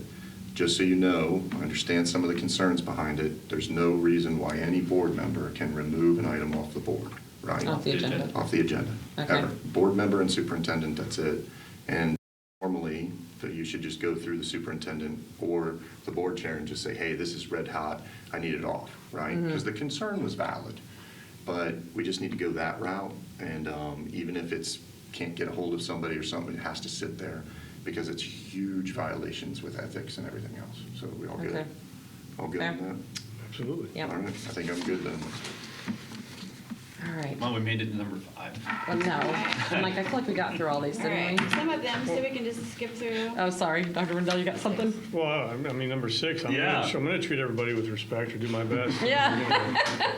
All right, we got one thing. I'll do my Yeah. best on number You 6. sat there and listened to us for the last half hour, so yeah, that's good respect. That's a How lot are of we doing on respect. time? Appreciate it. Let's see, we have to get the next 7 minutes. 7, that reasonable requests for additional information will be satisfied in a timely manner. And in the past, if it's required a lot of work on behalf of staff, you can advocate for that with whichever board member, Yep. to try to reduce it down if possible. Yep. Number 8, address board member concerns or discussion topics at a work session when feasible instead of during a board meeting. Provide the information to the board 7 days in advance for preparation. I think we added that in January. Number 9, no surprises. The superintendent expects, number 1, that requests for additions to the agenda will be received as early as possible before the meeting. And that would be from us. Right. That during board meetings, direction is only given when a majority of the board votes to give direction only to the superintendent. That board members will be respectful to each other, to staff, and be respectful of staff's time. That board members will read all supporting documentation before the board meeting. Sensitive situations may arise, or the board chair may receive information that the entire board does not immediately receive to resolve the situation or receive guidance on handling the situation. The whole board will immediately receive the information upon the situation's resolution or before the district releases any information to the public. Number 5. That board members will notify staff members with questions about agenda items or supporting materials with as much notification as possible before the scheduled board meeting. So hopefully we don't get to where we're asking questions. I understand it'll help. I'm like, if we have it 7 days in advance, Right. then that will help that not happen, so. But If it happens to be, we don't want, and usually that has gone through the superintendent, so we can't ask for staff to come up and answer questions, but that'll field through you so you can protect your people against, last minute stuff. Number 6, that the board will vote to put an item on a future agenda giving consideration to board policy before significant staff time is expended and/or when preparing the agenda item would impact meeting previously approved goals. The superintendent will determine a reasonable timeline for response. Discussion items will not be considered a formal agenda item requiring approval. Is there Yeah, I think anything we're that good you with want to all of add there or change? no, I think we as a district staff need to make sure we're providing you the information in time for you to digest it and have questions answered, and if we're not, then we'll get better at that. But no, that's normal stuff, nothing scary there. Okay. Agenda agreements. Board members may request that items be placed on the agenda. 2, the board chair will meet with the superintendent or deputy superintendent when necessary to review or to approve the agenda. 3, a consent agenda will be used for items not requiring discussion. I'm going to go back to 2 really quickly because I think there's been times when, we have, it's a new day, right? Right. When the order of the workshop, things have been moved around, and like last week, I don't know that we were at the most efficient because it was really long. So I, hope, Paul mentioned it, the agenda belongs to the superintendent until we vote on it. We don't vote on work session items, but I think moving forward, I would request that we be a little more judicious with how we load Yep. a work session. Yeah, I agree. That was- I didn't feel like we gave adequate time to Gardendale, and the presentations were rushed. Sue was kind of up against the wall with Right. hers, and so I'm like, we need to give them enough time. And I know we bring in guests, we want to make sure they have their time, but sometimes things take longer than we And discussion. anticipated. The issue that we also have is that we have so much to do Yeah. that I think it behooves us to really start talking about starting either earlier or locking in a couple of extra days. And I thought that's why we held these Tuesdays. But the thing is that like, we should be okay. But the issue is that as long as we can get through them, we're okay. But like the Tuesdays, if we're okay with that, then we just push it. But like. Yeah, I just think we were a little too aggressive last Tuesday. We had too much stuff on there. Yeah. So, We really were. we And just there's gotta be that, careful. we do have to Yeah. sometimes go with the urgent first and the Yep. important second. Yep. You know, budget right now is urgent. Yep. Because we're getting those deadlines coming in. Do you think we need to move our meeting times on Tuesday earlier? Is that what you're thinking in order to get through all the budget presentations and adequate time for them to form their budget to give to us? Here's what always happens, okay? If we have it start at 1, we just go later in the day. So like we have X amount of things to do. So if it takes longer, we just put it at the end of the board meeting. So either we stay until 10 o'clock on the long days, or we start earlier, but it's gonna be the same amount of time. I truly believe that. So if to me, it's okay either way. Like, I would like to start earlier because I really, the 9 o'clock, but 9 there's o'clock been some crash. concern by Ms. I don't Campbell. want to do a 9 to 9 workday. It's just not, it's not fair for us. It's Yeah. not fair to staff to be, because remember, we're on the whole time. Yeah. The toll that it takes, a lot of times on Wednesday, I'm trash. I know. I'm I felt the trash. same way. It's fine. So, and everybody else just- has to get up and go to work. So just know that, that whatever we have, we just roll to the Yeah, meeting. And he's let's see gonna- how the next few workshops Yeah, go. I'm that's- going to try to, make sure we're more Tight. efficient Mhm. on Okay. our side. And I really do think some of that was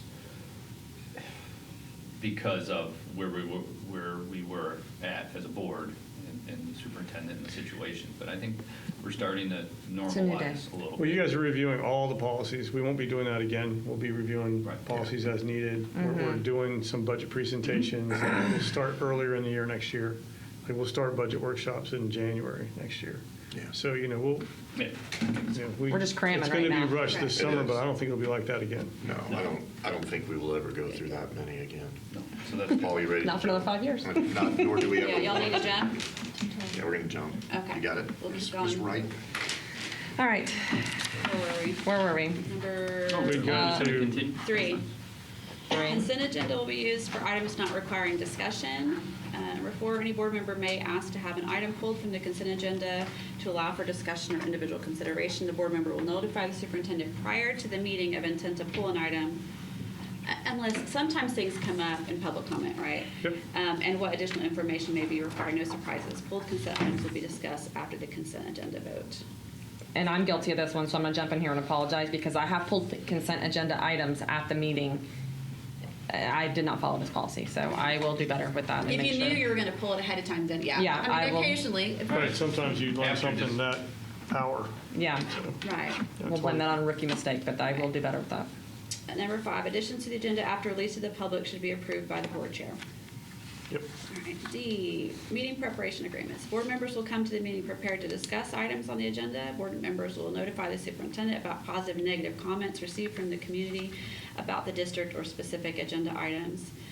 Board members will give the superintendent time to research clarifying questions about agenda items and not spring surprises at the board meeting. Can one of these, do you want us to notify you? Because one of my I have an influx of emails over a certain specific agenda item. Do you want me to say, hey, I've gotten a ton of emails over these things, FYI, or do you? Well, I think a summary comment like that is fine. Okay, I don't think you guys need to send me every email you get, or no, say every time you get one, say, I got another one, I got another one, I got it. yeah, No. okay. And do you want those maybe the day before the meeting, just so I know time-wise, that's, Well, the good thing is if we're meeting on a regular basis, you can inform me on what you're Okay. hearing, what concerns are being brought to you, and, okay, so weekly or bi-weekly meetings, we should be able to stay on top of that stuff. okay. All right, during the meeting agreements, meeting agendas are available to the public, and some of these come straight out of policy. At the meeting site and online. 2, procedures for public comment are clear and available at the meeting site. 3, the board chair will facilitate responses to public comment during the meeting. 4, the board chair will ensure that only one person speaks at a time and each member has an equal opportunity to participate. I think we're just talking about that. The public is welcome to participate in the meeting during the designated public comment time. Board members will model the behaviors expected of students, staff, and community members. Except for we shouldn't roll our eyes, even though they can all they're on camera. Got one. I got one. Issues, not people, staff helping each other will be attacked during meetings. We have that conversation. Members will listen respectfully to each other and staff. The superintendent, legal counsel, and all board members will monitor for compliance with law and policy. And I think that's, there's been a couple of times in public comment, sometimes, every now and then it's easy to zone out, sometimes, especially when it's long.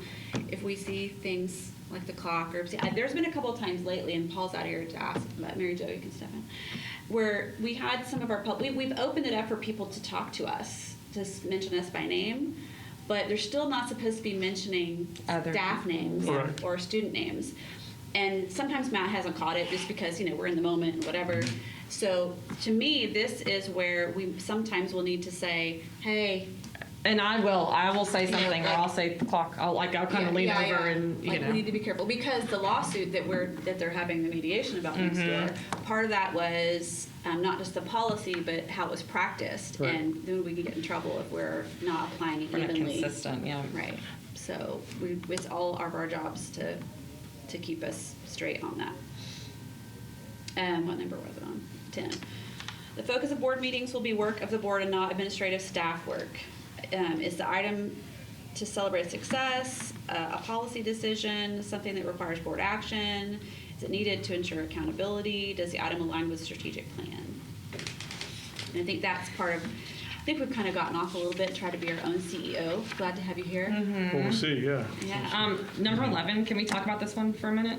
Yeah. Members will make efficient use of speaking time. And this is, if you go back and watch our board meetings, there are certain individuals that consume majority of the time of speaking. And so I don't know, sometimes it could, I guess, depending on the night, but there are some that definitely do it more so than others. And I don't know, to keep this evenly across the board, is this a fair request to say, hey guys, can you make your presentation in 5 minutes or less? Can you tell me what you want to say? That way we can move this thing along. Because if somebody ends up speaking for an exorbitant amount of time, you know what I'm saying? So I don't know if we can do that. I don't know if the board can limit their amount of time. Some topics might warrant saying I need additional time to get all this out. But I think if we could maybe even look at just a standard, get your response out in 5 minutes, please. And that's still, there's 5 of us, that's still 25 minutes if each one of us utilizes all 5 minutes. And what are your thoughts? That's a hard one because, and I know sometimes I've actually gone back because I was like, I talked for a really long time. Like, it was just 7 minutes, but it was 7 minutes, but it was important. I try really hard not to go long, but I'm just trying to think of, I think I wouldn't like the idea of the time limit. I know we did that when we did our interviews, but then we were like, whatever, let's just pretend. So it's kind of artificial. I think, to me, what is helpful with that is coming back to this. It's kind of like the Bible. You can't just read it once and you got it all down. Coming back to this, reminding ourselves of these agreements. I feel like if we commit to this, then it's right there in black and white that we'll make efficient use of speaking time. I also feel like if there is a 5-minute clock, so to speak, if someone's passionate about something, or they're going to go over the 5 minutes. They're going to say, I know I only have 5 minutes, but I'm going to, I'll probably do that. I don't know, but I'm just thinking, honestly, there are, like I said, there are certain times when it happens, but then there's some times that are emotional responses that are not factual, even really necessarily based on what the agenda item is that we're talking about. They just go on a rant. And I'm like, okay, so like those, how do we rein those in? Because a 10-minute long rant about something doesn't really help the board advance in any direction other than, wonderful, we just heard you for 10 minutes, and now what, Is that the constant conversation someone has with us? Like, again, if I post something, I'm getting a call, or just a suggestion. Hey, we agreed. Yeah, I think a reference to the working agreements would be agreed how to on handle that. that. So maybe to keep coming back to that. So just, can we have one of these in our binders? that you put, can you put this in our binder for us? Or I can even highlight the certain, like. The ones that hot come up. topics that are, yeah. That would probably be good. For certain people. Because otherwise it's too much to go through and then you wouldn't be able to. kind of- It's a lot, yeah, but there's a few that are like, hey, these need to be constant reminders that these are your working guidelines. I'll do, based on the re-listening, I'll highlight the ones that are. Okay, highlight number So 11. it will be like the on Bible, page it'll be 5. red words and black words, and we'll read the red words more, I mean, they mean more. All right, sorry, okay. And you know, sometimes we can short it by getting rid of superfluous words. Yeah. You know, sometimes it's always good to count superfluous words. Wow. I like that What a word. fancy Superfluous is not a superfluous word. It's a SAT great word, word. we didn't score. Yeah, I was gonna say, I told you I perfect on didn't the take the verbal. No, not on the SAT. verbal, not on the verbal. All right, after board meeting agreements, each board member may exercise his or her option to state the reasons for the decisions made, whether for or against an action, but board members and staff will ultimately support the decision of the board as an entity. We talked about that. Board members and staff will abide by confidentiality laws of executive sessions and closed sessions. Number 3, ensure that all documents, records, reports, et cetera, are processed and maintained in accordance with applicable laws, regulations, policies, et cetera. In other words, keep everything, don't throw Yes. anything away. Number 4, no public officer, employee of an agency, or local government attorney shall corruptly use or attempt to use his or her official position or any property or resource which may be within his or her trust to perform his or her official duties to secure a special privilege, benefit, or exemption for himself, herself, or others. And that's straight from the statute. All right, school community communications framework, commitment to schools/departments, our site visit agreements. Board members are encouraged to attend as many school events, sporting events, fine arts events, community events as a spectator as their time permits. Number 2, board members wishing to visit a school are encouraged to notify the principal of the visit in advance. Number 3, and I will tell you as a board member, I generally do that unless I'm coming to like drop off like treats or whatever, Yep. because you never know if they've got chaos going in the building that day. You know, it's just a good give a heads up. The board member will clearly display his or her badge. Board members will follow all school policies and procedures. Board members will respect staff time and allow staff to perform their duties, not evaluate staff, not give direction to any staff or students, not accept gifts other than nominal tokens or favors from any district employee. When visiting with teachers of their own children, board members will make it clear that they are acting as parents rather than as board members. And concerns raised as a result of school visits by board members will be directed to the superintendent. Commitment to the community, board and community communications. Board members will serve as ambassadors for their district, emphasizing positive aspects of the district, The superintendent and media relations staff will serve as a spokesperson for the district with the media. This is kind of what we were talking about before. The chair will serve as official spokesperson for the board with the media to ensure consistent messaging on critical issues. Individual board members responding to the media do not represent the board as a whole, which shall be stated during their response. I think this will be easier now that you're here. We have somebody permanent, but to me, that superintendent, you are the spokesperson for the district.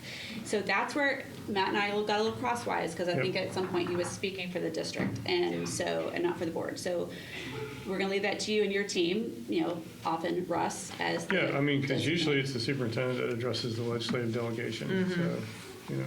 Yeah, I think we've done it, well, you know, honestly, just this year and last year were the first time we've actually gone to that meeting.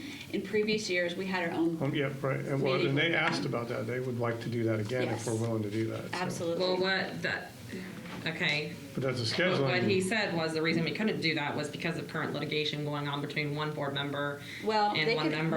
we can have the delegation meeting and one member cannot be there, but I've already talked to Tyler Soroy last week, or a couple weeks ago when we had the Brevard Schools Foundation thing. He absolutely wants to do it again, so. yeah, it was, So how We would have that be our- handled? We have our own luncheon, we invite them to the school. If they don't want to come, they don't come. yeah, Russell will contact them and set it up, and, Yeah. So the board member would still be welcome, but the person that has the litigation going, is that We're what? the host. Okay. There was not a legal reason for that to happen. Okay. One legislative delegation member refused to be a part, right. did not want to do that. Well, I mean, I asked to attend that event because I wanted to attend. I asked through Paul, and Paul recommended I don't attend it for fear of violation of sunshine. Right. But yeah. But we okay. usually do, I've been to it before, but we don't usually speak at that Correct. because we only always had our own private time to spend more time talking with them instead of the 3 minutes that they give us at that event. So. Okay. Yeah. And we host and we have kids, you know, we bring in food and kids come and talk. Well, I remember when Dr. Sapagi first started doing that, so, you know, we can go back to that. I mean, There's Two great of the interest.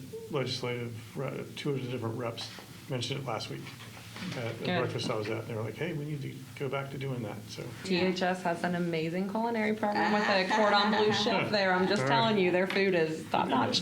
Yeah, yeah. Hold it in the north end. I Yeah. think, okay. They can host There we it. go. I Yep. can drive. Let's see.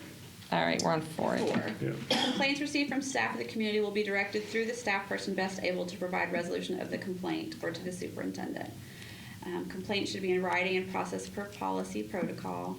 The board is the last stop in the complaint process. Oh, I would love for that to be true. Yeah, and so I'll just tell you, what I usually tell people when they call me with stuff is like, me stepping into school saying that it's like dropping an atomic bomb. And there's just no very Correct. regular reason to drop the atomic bomb. Direct them back to the teacher if they've already done that, direct them back to the principal. And then if they haven't, then like if it's a secondary, I send it to Dr. Yeah. Sullivan, or if it's a non. We're traffic cops, that's what FSBA, Right.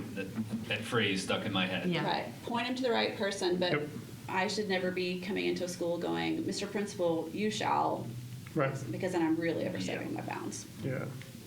Yeah, I mean, send the person back to the school, the principal. If they've already done all that, then you send them to us, customer service. And just, yep. Yeah. Yep. And we always have you, Yeah. over here, so. Board members may ensure that complaints are addressed, so we can follow up and say, hey, was this addressed? And anonymity is never guaranteed, because it's public record. And if they want anonymity, they have to go through the whistleblower process. Right. Which is the only way really to bring, and only certain things can be handled that way by law, right? Like it has to be certain things, because certain things are more like a personnel. Yeah, I believe so. Because aren't they, when they go through whistleblower, it's certain things are like, this isn't really a whistleblower complaint situation, right? Well, I can look at that more if you Okay, want to know yeah, specifics. there were some questions about whistleblower a couple months ago, so that'd be good. We haven't had many. All right, here's our agreements. Board and superintendent, for the purpose of enhancing teamwork among members of the board and between the board and the administration, we, the members of the school district senior leadership team, board and superintendent, do hereby publicly commit ourselves collectively and individually to the following operating protocol. Number 1, children's interests come first. The board will represent the needs and interests of all the children in our district. 2, don't spring surprises on other board members or the superintendent. Surprises to the board or the superintendent will be the exception, not the rule. There should be no surprises at a board meeting. We agree to ask the board chairperson or the superintendent to place an item on the agenda instead of bringing it up unexpectedly at the meeting. Now, we've been a little loosey-goosey with the discussion time. We've always done that. If it's, but if it's going to be, and last week I brought up the book review policy. I probably could have held off on that one, especially since it's been a long meeting. It was just kind of an off topic, but we've kind of usually just opened that up if there's anything people want to bring up, but it's usually a good idea just to give people a heads up. So I'm sorry about that. Communication between staff and the board is encouraged as long as it follows board policy. The senior leadership team recognizes that good, timely, open, and constant communication regarding school district issues is extremely important. We will strive to anticipate issues which may become important or are sensitive to our school district and district stakeholders. And Katie, I think that was a good time to bring that up, because that week we were getting, it was an article in Right, it the was paper. timely. We were getting emails, so I thought it was wise thing. Yeah. Yeah.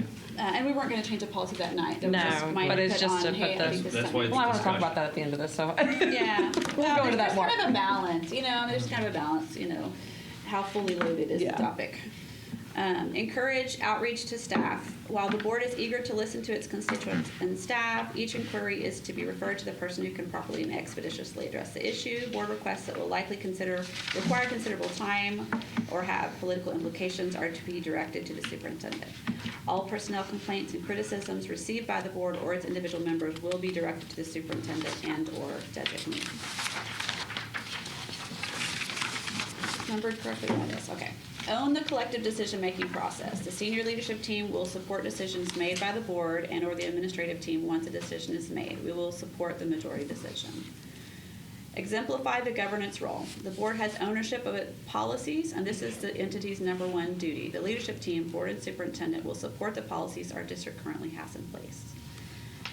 The board will hold workshops to continue to study and review policies for effectiveness and appropriately engage key stakeholders in the development or deletion of policies and policy revisions. We will maintain and apply district policies consistently while being cognizant of and recognizing the potential uniqueness of any given situation. We will annually conduct a self-assessment evaluation. The board will address its behavior by yearly self-evaluation.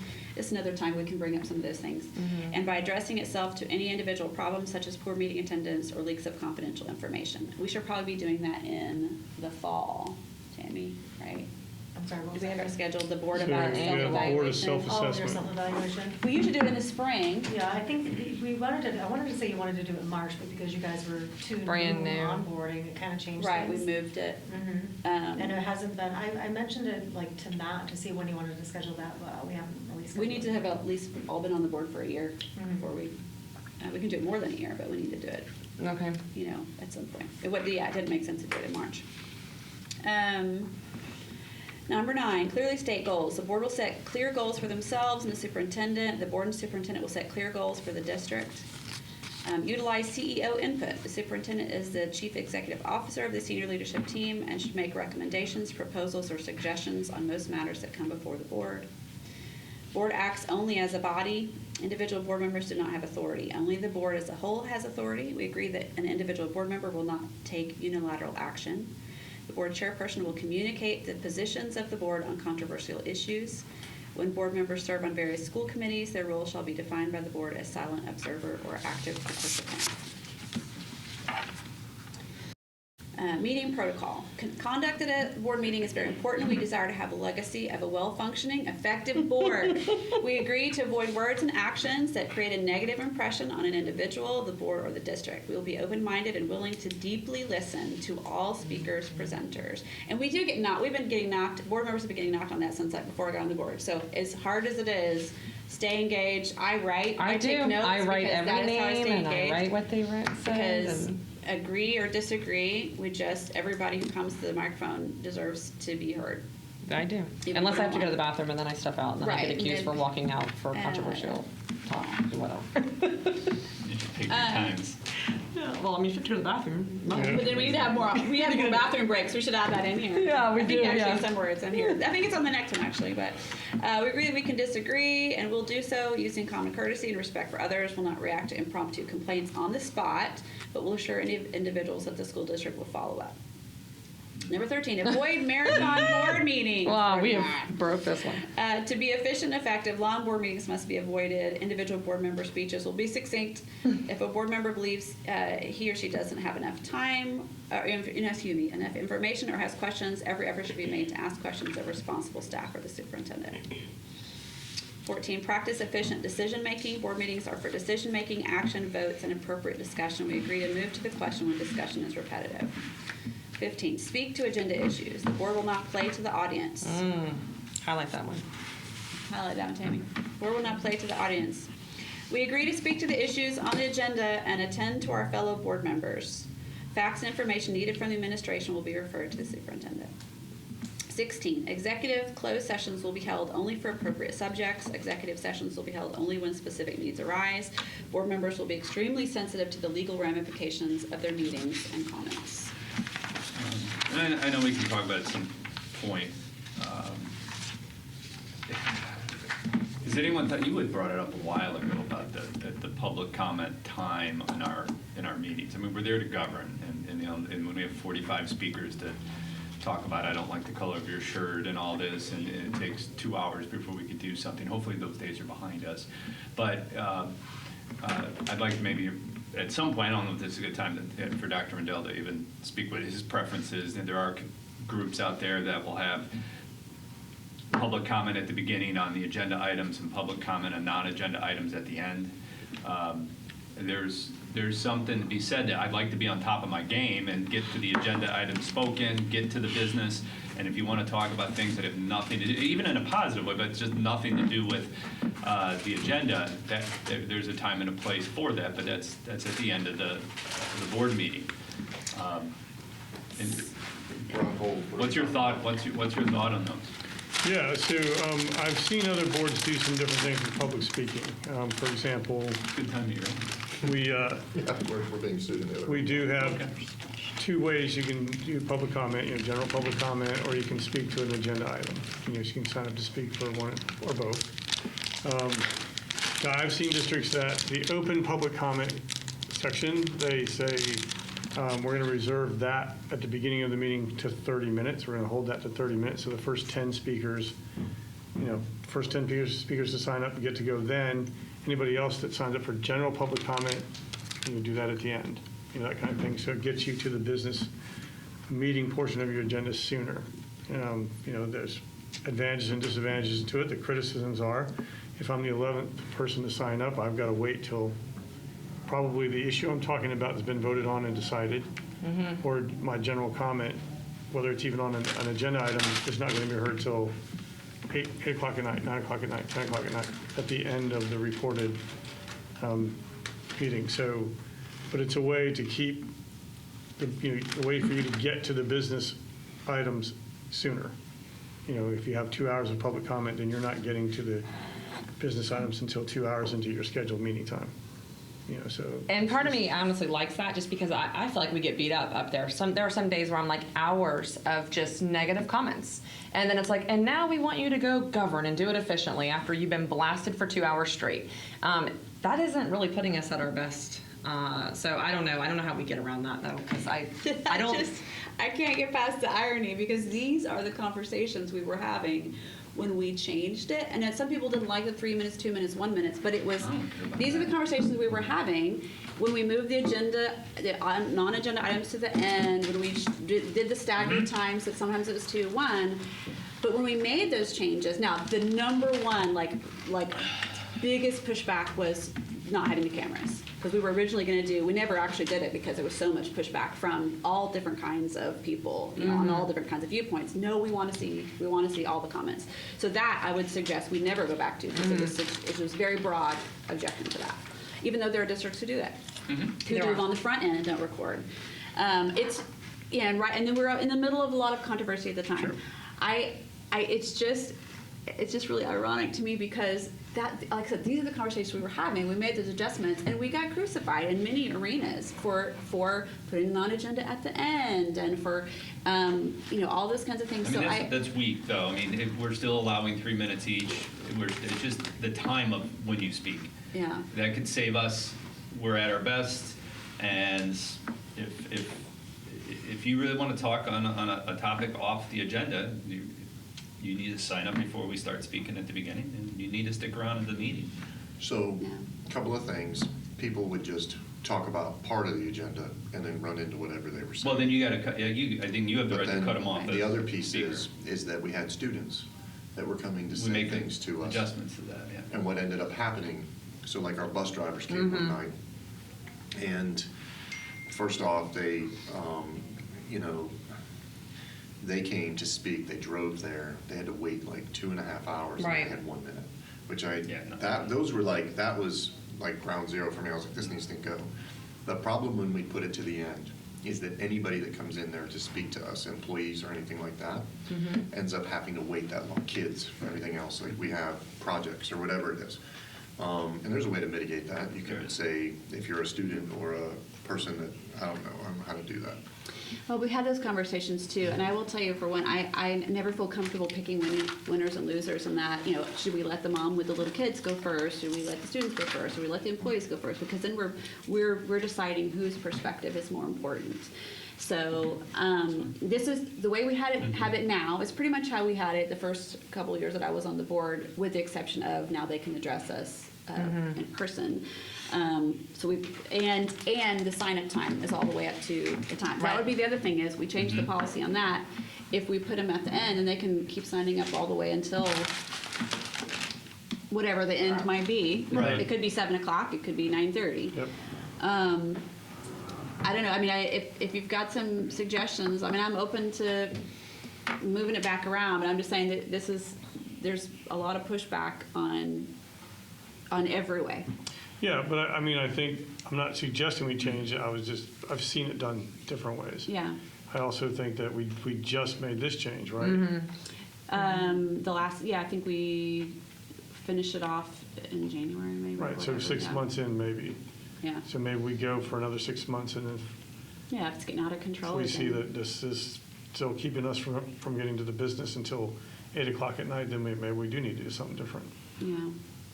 And last week it was was it 30, 20? It was an hour. Mhm. It was like a 20. Yeah. But we've, things do calm down. They go in cycles. But in the I don't know positive about that sense, yet. it gives, if you did do that, it gives speakers the chance to speak twice then too. It does. Like right now, it doesn't, right? I mean, you can't Right. sign up. If you do it but twice, then you might. You could do an it might be agenda and a longer. non-agenda. And people did that. Mhm. Yeah. And you would.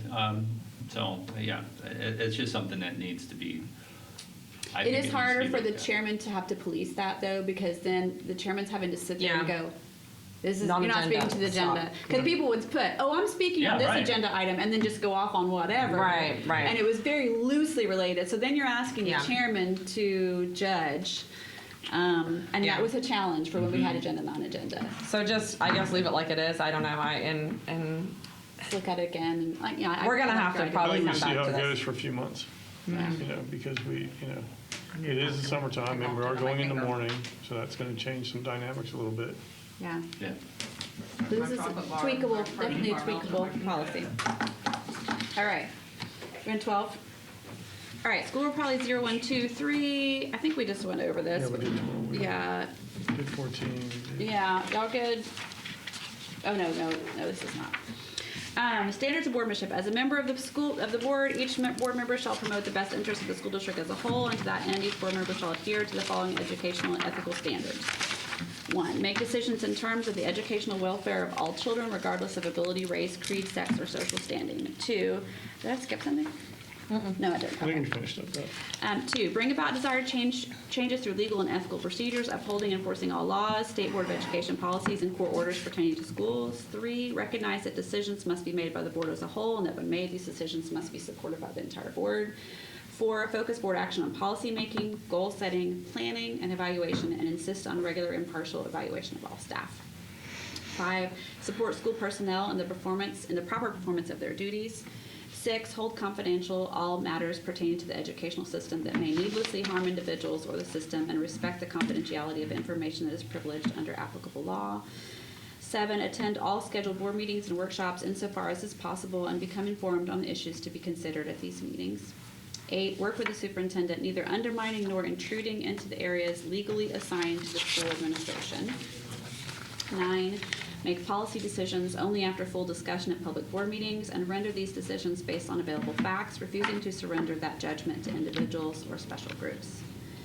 10, encourage the free expression of opinions by all board members and seek systematic communication between the board and students, staff, and all elements of the community. 11, inform myself about current educational issues through study and participation in appropriate programs and/or workshops. 12, refrain from using my board position for personal or political gain. 13, encourage recognition of the achievements of students and staff and of the involvement of business and community members. We do that really well. 14, listen responsibly to the community and make decisions based on the best interest of the system as a whole. 15, support legislation and funding, which will help to improve the educational opportunities and environment for students and staff. 16, remember always that my first and greatest concern must be the educational welfare of all the students attending the district, and that we must provide appropriate curriculum, facilities, and motivation so that students will be encouraged to love learning, enabling them to achieve their highest potential. And then our code of ethics, all board members shall complete 4 hours of ethics training each calendar year that addresses at a minimum Section 8 and all that public records law. Hey, can we do this sooner rather than later? Because these guys are. I did mine. Did you do it? I did it You last weren't- year. You weren't required to, but. Right, but I okay. did it anyways. Have you gotten a chance to do that I'm yet? not. Definitely don't want to wait till the very end of the year because FSBA provides it, but the last couple of years we've done a joint thing with elected officials around, there's a lot of people, including the city managers who have to do it. And that's working through the Space Coast League of Cities. Usually we collaborate with them and then if we put a date out there, we can see if it works for everyone. Yeah, sooner's better. But then also it's a collaboration among Paul and I believe Amy Envald. Our former attorney. Our other attorney. And they make it fun County. because some of it's really boring. So Yeah, I I'm guess sure it is. seeing when they would be ready, I could reach out to Amy and Paul. We do like a game. Yeah. She does like a Jeopardy game. Geo-parody. Can't call it Geo-parody, Jeopardy because yeah. that would be, it's copyrighted. It is 4 hours though, so. It you have to is. carve out time to do it. Yeah, but we do it Whatever together, Tuesdays. it's more fun. And then if you can't make it, but we Sure. invite everybody, so it's more fun with more people that are in the room. even though I have done it by myself, which was. I did it by myself online. Is the online thing okay? Yeah, FSBA offers, FADS offers it. I probably could just get the link and then you could just refresh right now and start reviewing it, so Yeah, that you. it's really important public records laws as well as procurement, like, gifts and things like that. Sunshine or sunshine law covers. Is this a train? Yes, yes, yes. Anyone want to look at it? Furthermore, number 2, a board member may not knowingly sign and transmit to any state official a report of alleged misconduct by instructional personnel or school administrators which affects the health, safety, or welfare of a student, which the board member knows to be false or incorrect, or knowingly failed to adopt policies that requires instructional personnel and school administrators to report alleged misconduct by other instructional personnel and school administrators, or that required the investigation of all reports of alleged misconduct by instructional personnel and school administrators. If the misconduct affects the health, safety, or welfare of a student, violation of these provisions will result in the forfeit of the board member's salary for 1 year. Okay, I'll sign it. I'll sign it. We got through it. We did. We need to have an extra line for Dr. Rendell That's what I to was just sign it. thinking, we don't have a superintendent signature where we should, so. Yeah. Can we just add a line for him and a signature and date line? He can sign it. Yeah. We have a separate date. We have some time now at this point between, right? Do you want to take a break to? They probably should. Probably take a restroom break. I didn't think theirs was supposed to be quite so long. What was because we don't want to do the initiatives without, No, we need Matt here for that. right? We can have the FSBA Board of Director discussion probably, and then Matt weigh in. So as long as 3 of us agree to stay at FBA, and I think you have, and Matt, so we need to pick a representative on the board of directors. We get one. I have done it the last 2 years. I am willing to do it again. But we have the deadline's not the meeting this week, but they kind of, if we know, we could go ahead and tell them when we get there tomorrow, hey, it's going to be so-and-so. So if y'all are okay with me doing it, I'm happy to do it. We can check with Matt when he comes back in. I feel like the 3 of you need to decide that because I'm not an FSBA person, No, right? you decided to be that. As long as I could you be- can do the alternative ones as well. Oh, okay. So the invoice that we'll be paying in July has 4 members, aside from the 5, unless you want to change that. I kind of think I do because I don't utilize any of it. So it just Okay. seems like a waste to me to spend So I'll that give them a money. different invoice and have them just. Yeah, look at the because numbers. as long as 3 of us, it doesn't impact anything as far as what you can do with FSBA. So to me, I don't feel like I'm not using it, so it's a waste. Matt. Oh, Okay, we're having the Matt's. board of directors conversation. For FSBA. So I'm happy to do it again if you guys, I'm gonna, if it's okay, I'm gonna go for that and then talk to Andrea about creating a special spot for you. Because there's some stuff Tim and I and some of the others are gonna work. okay, so you want to be the board of directors for the next 2 years? If that's okay. Okay. And Well, then- I mean, But I wanna try to help you, because I know you're trying to move up in the, no, I'm actually, you don't know what is in my mind, Matt. If you would like to serve as a board of directors, I've done it for the last 2 years, that's fine, and I can be your alternate so that if you can't be there. This week, tomorrow will be my last one then, and Matt would start in October with the next one. you're not trying to move into the vice president, president stuff? No, I have no motivation to do any of that at all right now. I'm just trying to do my best job. Doing my I own just, job. usually when you get on the nomination My committee head, and all that stuff. I've done that twice. I just like to be in that position. Good for you. Okay. Can I give an update to the lawsuit? I don't think you can do that. Yeah, I would say wait until all of that. I don't think you can do that in an open session.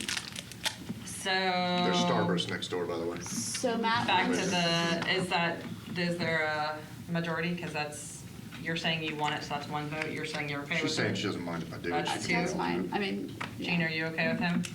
So. So Matt's the rep and you're the alt. Yeah. Did you guys already talk about the initiatives? No, No, we're waiting. We're gonna take. we wanted to We're wait. thinking about taking a break. Oh. Like I have more Starburst in mine. Oh. You guys want to take a break before we do that? Yes. Yeah, might as well. We're here. Yeah, I think we need to. Now that Paul's here, let's leave. Let's run.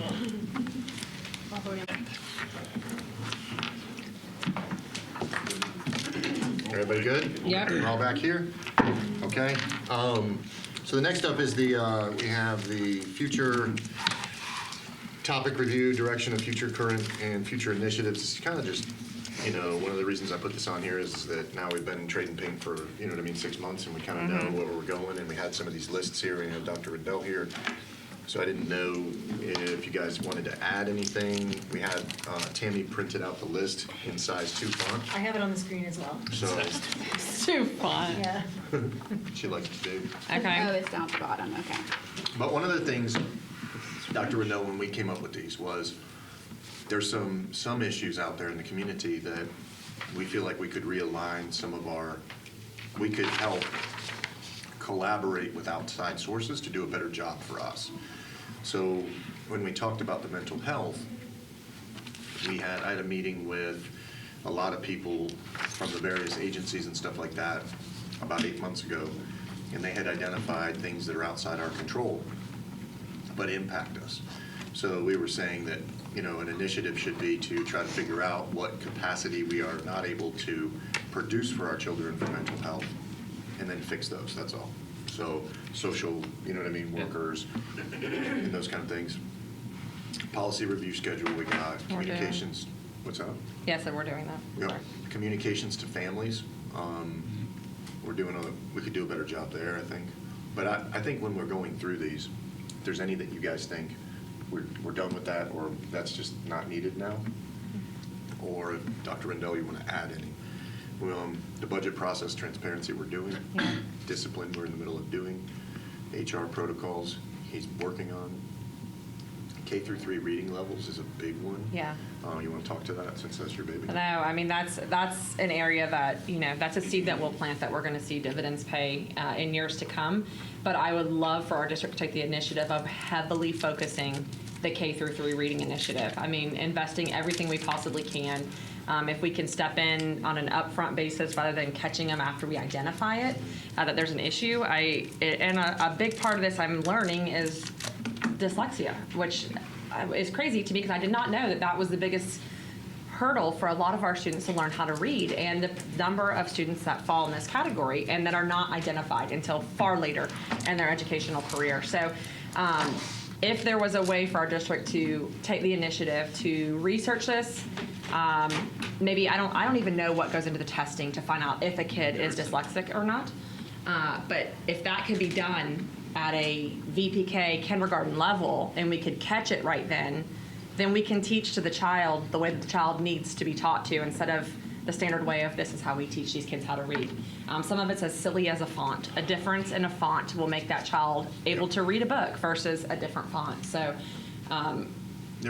There's not only those, I think in general, Dr. Rendell, the identifying of dyslexia, of ESE, of that at an earlier day, you know what I mean? Yeah, so there's legislation that was just passed in Tallahassee that focuses on more resources on K-3 and specifically dyslexia education and identification. So we're going to have to respond to that. We have to do that as a response all right. to legislation anyway. Big focus on phonics instruction at the primary grades and stuff like that. So we're going to be investing in that anyway. Good. But I feel like I've had talks with Jane Klein and a little bit with Cindy Lisinski about how maybe we can direct some more resources, in other words, money, towards K-3. Some different things we can do in K-3. So Good. we'll be bringing that to you at a workshop and hopefully launch it before this year. But, everybody understands that if we can get our students reading proficiently in 3rd grade, that's going to pay dividends down the road. Right. So it's something we can front load the investment. We'll see the dividends later. Yeah. Yep. And then And most of the argument is not so much on us as much as incorporating the parents, incorporating the community, you know what I mean?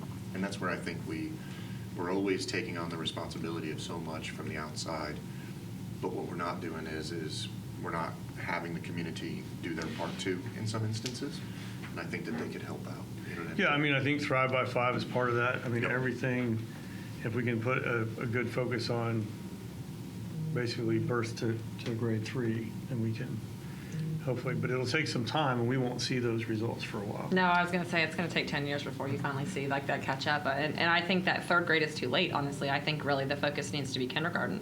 Yeah, so in Indian River, we were heavily focused on third grade for a few years. There was a huge nonprofit that was pouring a lot of resources into it, and we're focusing on third grade, like trying to catch kids up who weren't proficient in third grade. And we realized we need to keep doing that. And we can't forget about those kids and run them off, but we need to really invest more in K, 1, 2, Yeah. pre-K. The trick with, one of the things that would help is extra personnel in those lower grades, having like an IA to share across kindergartens or whatever.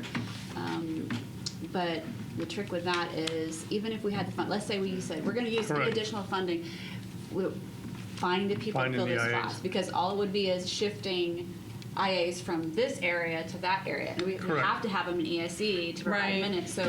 So a lot of, when you talk about the community, to me, it goes back to getting volunteers, but having a specific plan for them, having, Yep. opportunities for them to come in and have a small group read to them while Yep. the teacher's working with another small group. That effective use of the volunteers is going to be a part of that conversation too. Yeah, so that was part of the discussion, and I didn't want to put it on record, is that could we provide every kindergarten classroom with an IA? Like every kindergarten classroom with an IA? Oh, how much would that cost? And then where will we find these IAs? And so then the discussion led to, well, what about some of our parents? Maybe they could volunteer, and maybe they can't come 5 days a week. Maybe you volunteer and you're there Tuesday, Thursday, and we train you on what you could do to help supplement reading instruction, stuff like that. So those are the conversations we're having. Right. You know, so. Yeah. So would it be possible to, or an idea maybe to just round up all of our kindergarten teachers and have them Right. come in and give us their input on what will help them succeed? I mean, I'm hearing from some of my kindergarten teachers that they're seeing kids come in that are not potty trained. That's a whole nother level of things that they're having to do on top of teaching. So I think maybe Yeah. getting their feedback would be tremendous, and bring back classroom parents. I mean, that was a huge thing. That's when I was going to speak, the last two elementary schools that I visited, and in the kindergarten classes, they said that this IA is a parent, and that's how we got them, is getting Right. parents in, and Yeah. it said, hey, how about get paid for this? They were volunteering, and Right. it recruited. But also, I was going to touch on that, is getting those kindergarten teachers in here and just maybe ask them, they're the ones that are out there, Yeah. especially us coming from different levels. And, possibly, I was even thinking that curriculum, not the type of curriculum, but the emphasis and the time spent. I know we talk about math and how at 8th grade level, we have such low math proficiency, but maybe those classes are an hour and a half, if the reading ones, maybe we spend more time during the day on the teaching of the reading and the Yeah, math. well, I mean, just know we're focused on it. Just know we're already talking about what we can do differently in K, 1, 2, and 3. Partly because now we've got state statute requiring us to Yeah. do some things, partly because third grade is going to be a separate component on the school grading formula. I mean, Yeah, there's the some teachers' reasons that task are, force would be but great. I think in so. reality, I love the idea of bringing in the kindergarten teachers and saying, what would help you? Yeah. Like, what kind of support do you need? And obviously, kids are coming less ready, Yeah. and so obviously, extra support would be a way to attack that. And maybe that's something that the district could even take an initiative of as far as communication to our parents on the VPK offerings that we have that are Yeah. free and available to them for them to utilize. Some parents aren't utilizing that, and I just don't know if it's because they don't know about it or what the deal there is, but I can't imagine why anybody would say, no, I don't want to send my We kid to. found an outspoken kindergarten teacher who would like to help, do a little, here's how to get your child ready for kindergarten video, Yeah. and we push that out. Here's some things that would be helpful on the first day of your kid to know. Not every Yeah. parent's going to see it, but some would. Because, kids starting in kindergarten, not potty trained, has got to wear on that kid.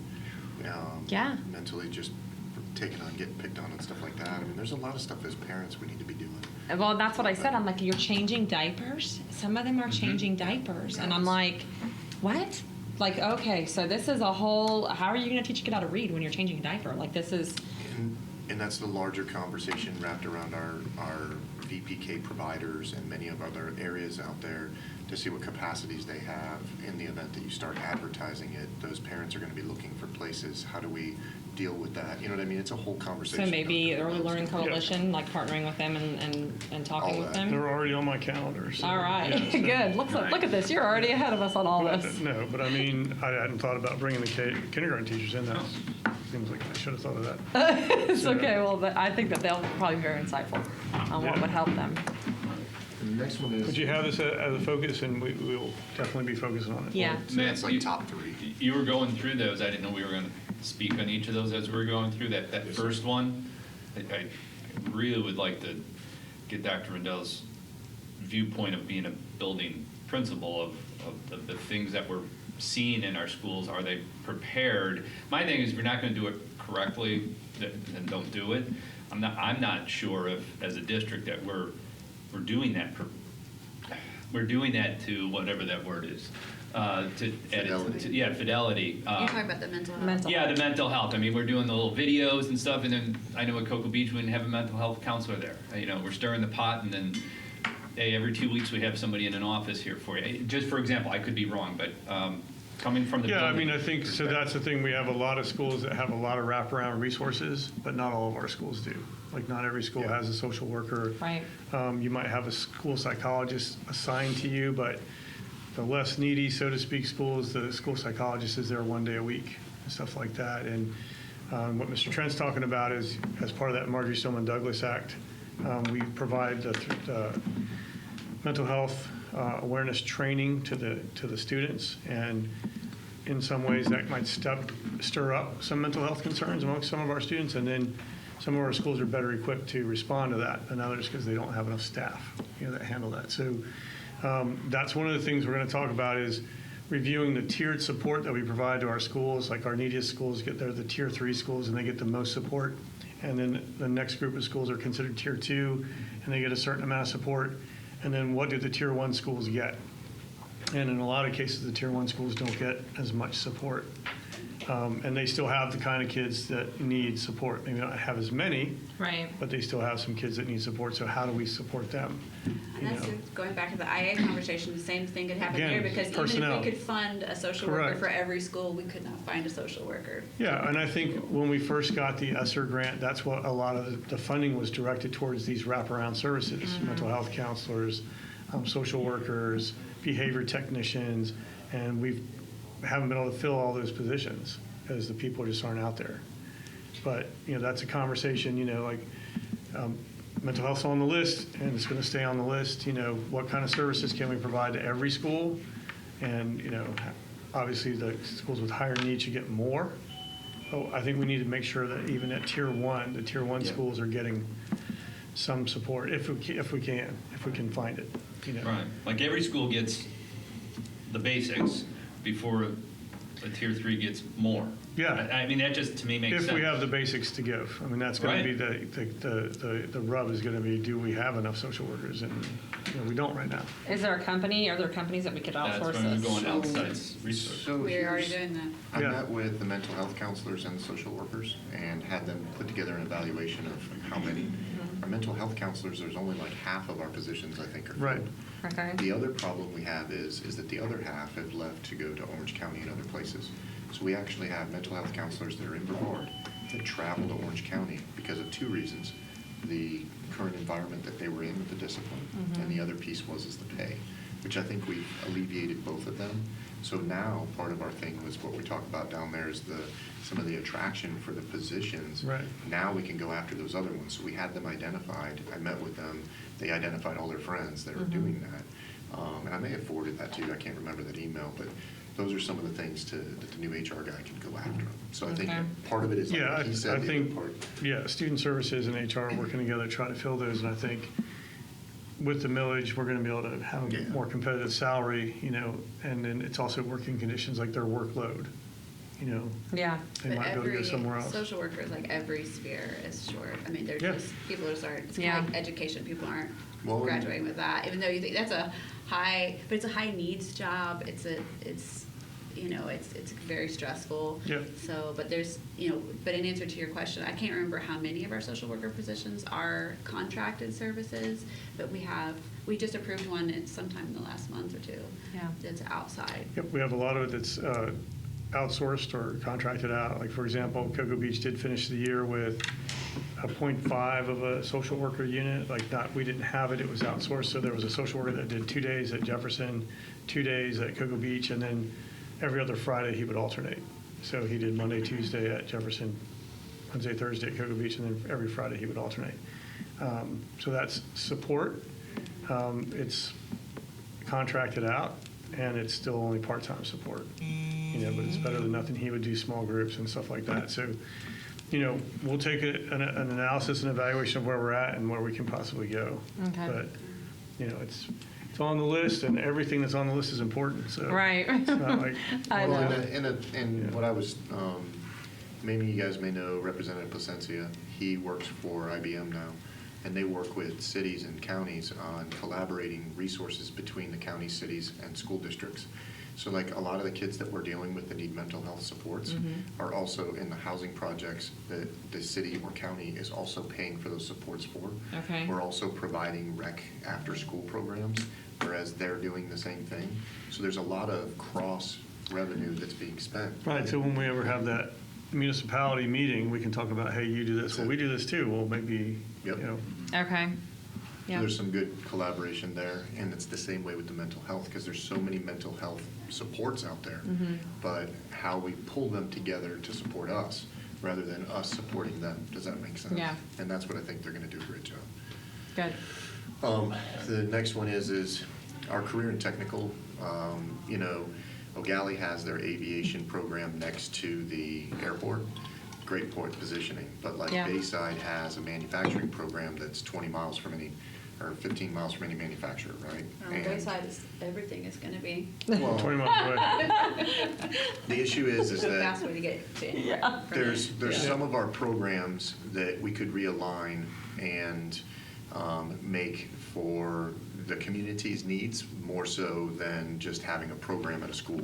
And we also, the other component of it is that like, we don't have any veterinarian programs, right? Right. So, but Eastern Florida State has one, but we don't promote kids dual enrolling to that program because we may not be able to create veterinarian programs. So the idea is but there's a huge need for vet techs and everything else in our Yeah. community. So the idea is just to have a progressive CTE alignment plan, and that's kind of what we're going to be doing on Thursday with some of those HR directors and stuff. So I think that's all. Does that make sense to you, Dr. Renner? Yeah, no, I think we always need to evaluate what CTE offerings we have and where they are. Yeah. And I think, sometimes we put a program in and it's the best program to put in that area at that time. Then 10 years later, maybe that industry's changed and it's not the best fit for that area and that industry, so we have Right. to reevaluate and move things, or eliminate programs and stuff like that. Well, I think it would be better, it would be smart for our district to really excel at the programs that we have versus being a jack of all trades and a master of none. Yeah. I'd rather us just hone in on these, whatever it is. Because I think right now, what do we have, 60-something? I mean, it's a lot of them. So I'm like, I don't know that we're actually successfully Well, the good thing is producing. it's a really good area to ask for additional funding from the state and federal government. Yeah. Because they want to support workforce education. Right. So, as long as we can find programs that are viable, and needed, and we can find an instructor, Yeah. because I think a lot of times that's our biggest thing. We say, oh, we should go do this program, and it's great, and industry says they need it, and we have a school that's willing to host it, and we find funding for it. We got to make sure that we can have an instructor, because, And a good one. yeah. I got a praise report yesterday from, I was at a meeting with the mayor of Titusville and the chief of police up there, Chief Lau, and he was talking about the 911 dispatch program that Titusville High has. And he spoke to a specific student who had, for all purposes, given up. His family life was a mess, parents absent, he was homeless, and got enrolled into that program. And this kid was on his way towards just probably jail or drugs, honestly. And so he just was praising how that program saved that kid's life. Because this kid now, because of doing that program, completing it, he went over to Titusville PD, was a 911 dispatcher, and he just got recruited by the Honolulu Police Department. I was like, you're going to Hawaii? Oh my gosh. But so now this kid's future is extremely bright, whereas he didn't care about school, and no one was pushing him. So I think the CTE focus is something that we need to make sure is always at the forefront of our brain.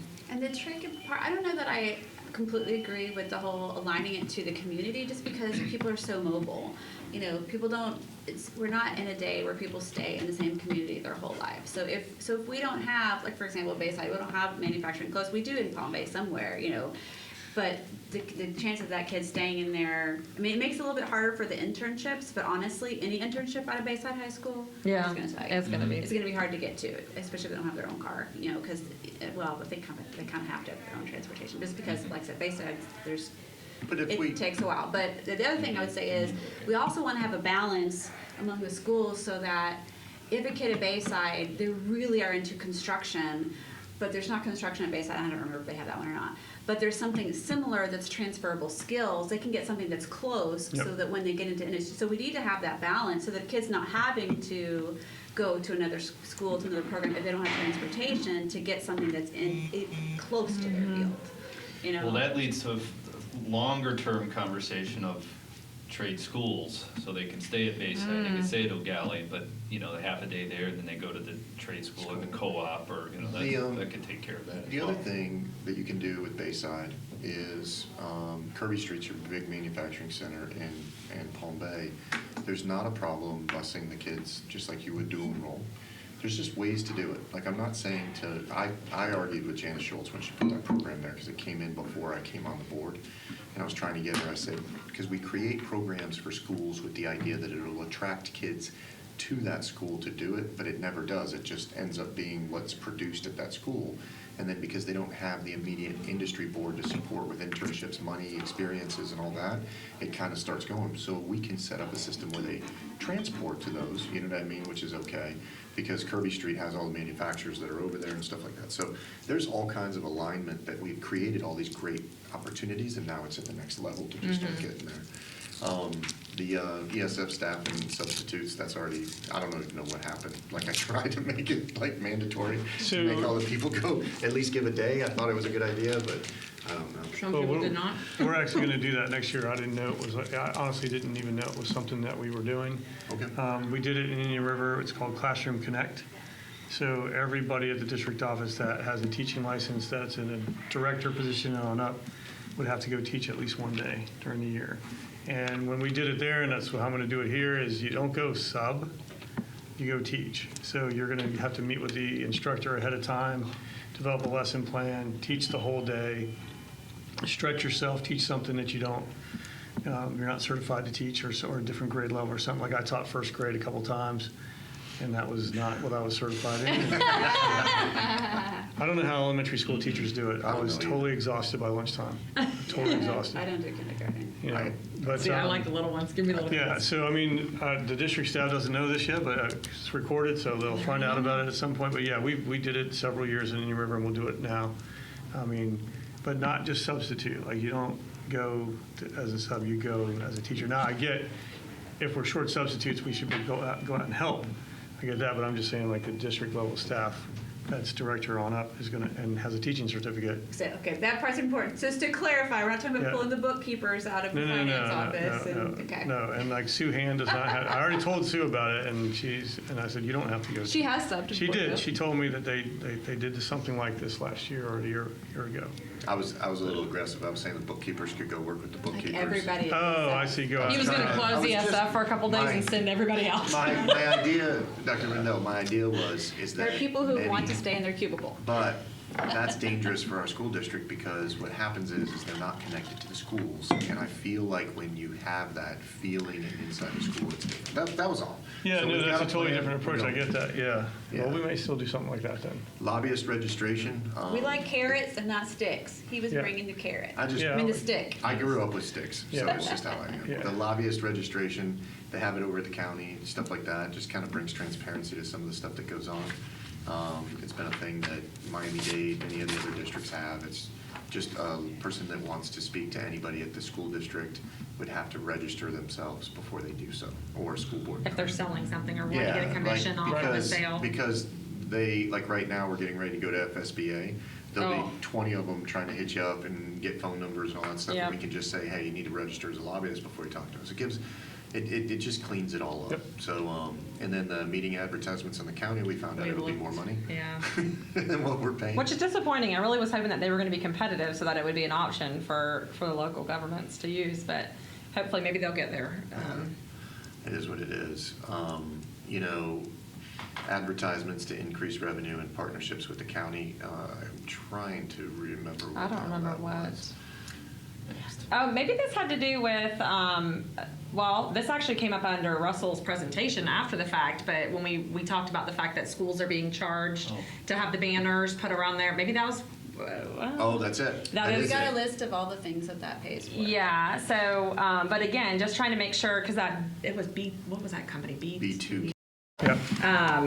That being a forced, they were forced to go through that, even if they were people that they had signed up originally and had, advertised with that school for the last 10 years, and now all of a sudden this company came on and the company was taking a But then you cut. clarified they're not forced. They can do their own, but they have to do all the work. They have to do all the No, legwork. there was- But I there was don't some- think any of them was are. some- I think they're all going through that company. We're gonna. Yeah, I think there was a principals meeting where we were all kind of encouraged to use Strongly PK-12. Yeah, like encouraged. this is who So- we go through the district and, but it wasn't mandatory, but this is who we, suggest and all that kind of, that way it's uniform across the district, the size of the banners are the same, the quality of the banners are the same. You don't have to do the legwork, this guy can do all the legwork for you. But the issue is you don't get all the money, the school itself doesn't get all the money, Right. so. So there's still a lot of stuff there's a lot of components to those public records requests and stuff that we did. I'll be bringing those back to you guys. I'm still working through some of it. Volunteerism, like we talked about, just getting the people back in the schools. Student attraction plan is, let's go after those. I mean, you and I talked about that. But what it is attracting the kids from the private schools and homeschools and everybody else to come. Like homeschool kids can come do ROTC, they can do CTE. But Matt, back to that volunteer registration program. Yep.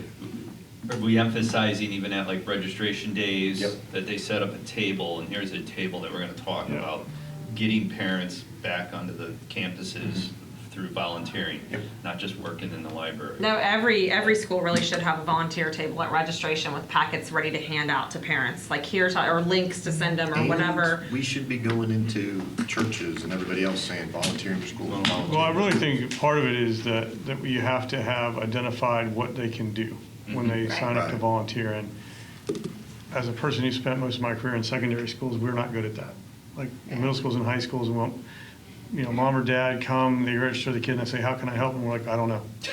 Because, Or you sign, Yeah. here's a list, and Yeah. then you never get an email. correct, or and so, phone calls we from that. need to encourage the schools. Unless you're to- like a band or orchestra or choir band, they're asking all the time. Yeah, If you're and not in it's funny, because I that, did talk to a parent the other day that said, you don't do it the way elementary does it, but if your kid is in any kind of activity, Right. then you Must. end up volunteering more than you did at elementary school. Right. Because if you're on the band booster club, Yeah. you're a band booster Right. parent, or you're a I football have to do parent, 2 or concession whatever. lines a year. So- Yeah, There you soccer, go. I did a lot of concession stands, and so, but I think it's a matter of, we are now able to welcome volunteers back on campus. Yeah.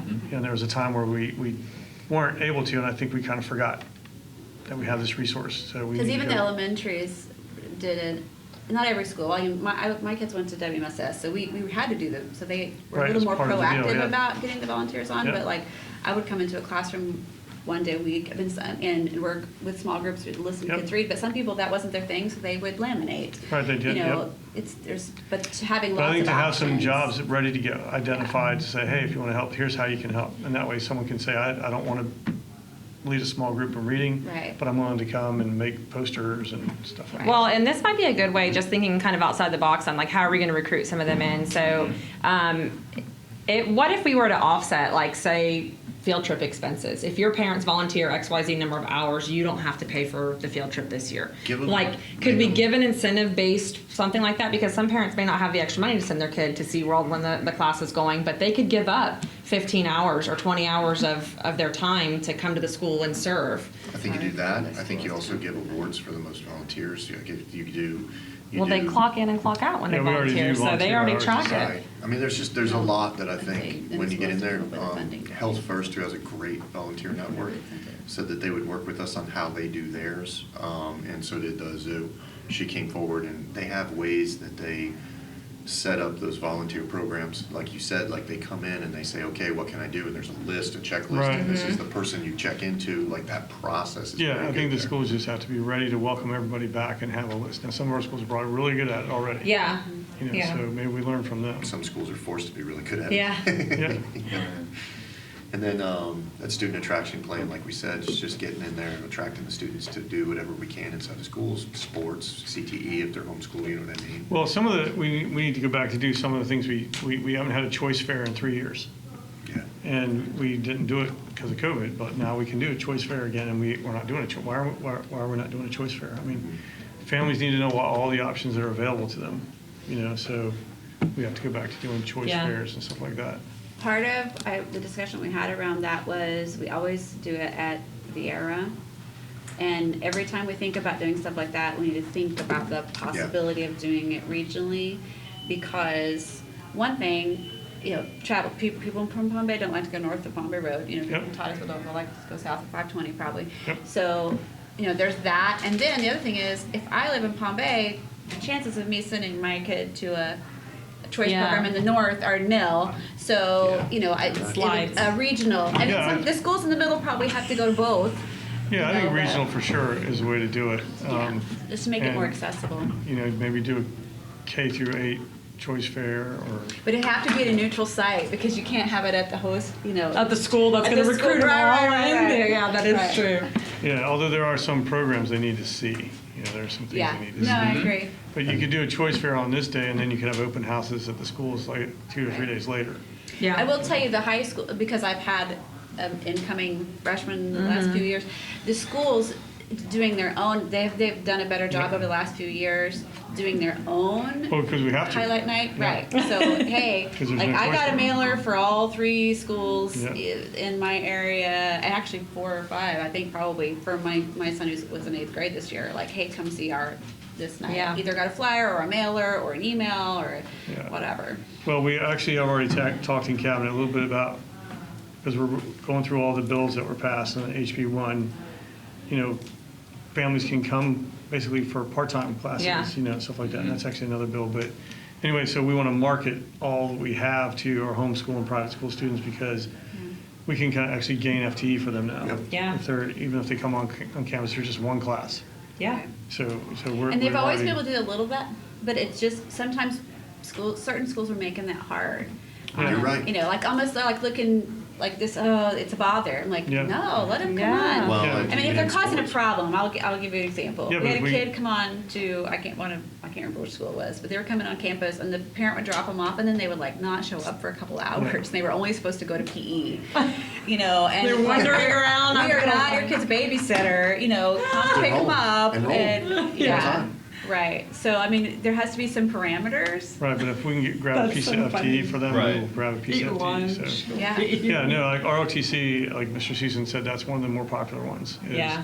A homeschool kid or even a private school kid will now be able to go take We have the ROTC. Space Force Academy. Like, how Yeah. cool is that? Only 10 Yeah. schools in the entire country have this program, Yeah. and we have one in And they're Vermont. now they're we have the competitive. Some of those programs are and we have the competitive, but there's only a limited number of spots, Correct. so they'll have to Yeah. go in with everybody else. Yep, But like, you're 100% right, there are some principals that try to, because they're busy or whatever it is, like even with sports, like every year at the beginning of the year, Oh, yep, I get homeschool. 15 emails from parents that are, homeschool parents that are trying to apply to play sports and they're hitting barriers. Yeah.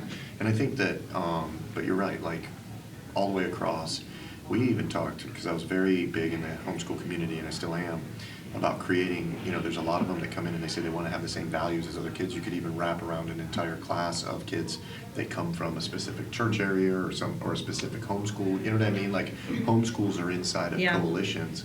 You could have a coalition come to school and provide classes for those coalition kids so that they all stay tight together. Yeah. There's a lot of cool stuff we can do, you know? Yeah. Anyways, that's what that was. And then evaluation of EPS jobs, it's just where we were talking about some of the jobs that are requiring admin and requiring master's programs and all that stuff. And we have people who are coming up through the ranks, have been there 30 years, can't take the job, and they end up training the same person like 5 times. Yeah. You know what I mean? Person gets it, stays there for 3 or 4 years, then retires, then they train them again, train Yeah, them there's again. at least one job description we're reviewing right now to see if it really needs a That's all. degree. It Yeah. probably needs to be looked at really for every job description, as much as I know that that's a huge undertaking, but it really does, because if we have barriers that are in the way that are enabling us to be able to hire somebody that, you know, we need to Or- They have been eliminate that bringing a lot obstacle. to us, making Yeah. those changes, Yep.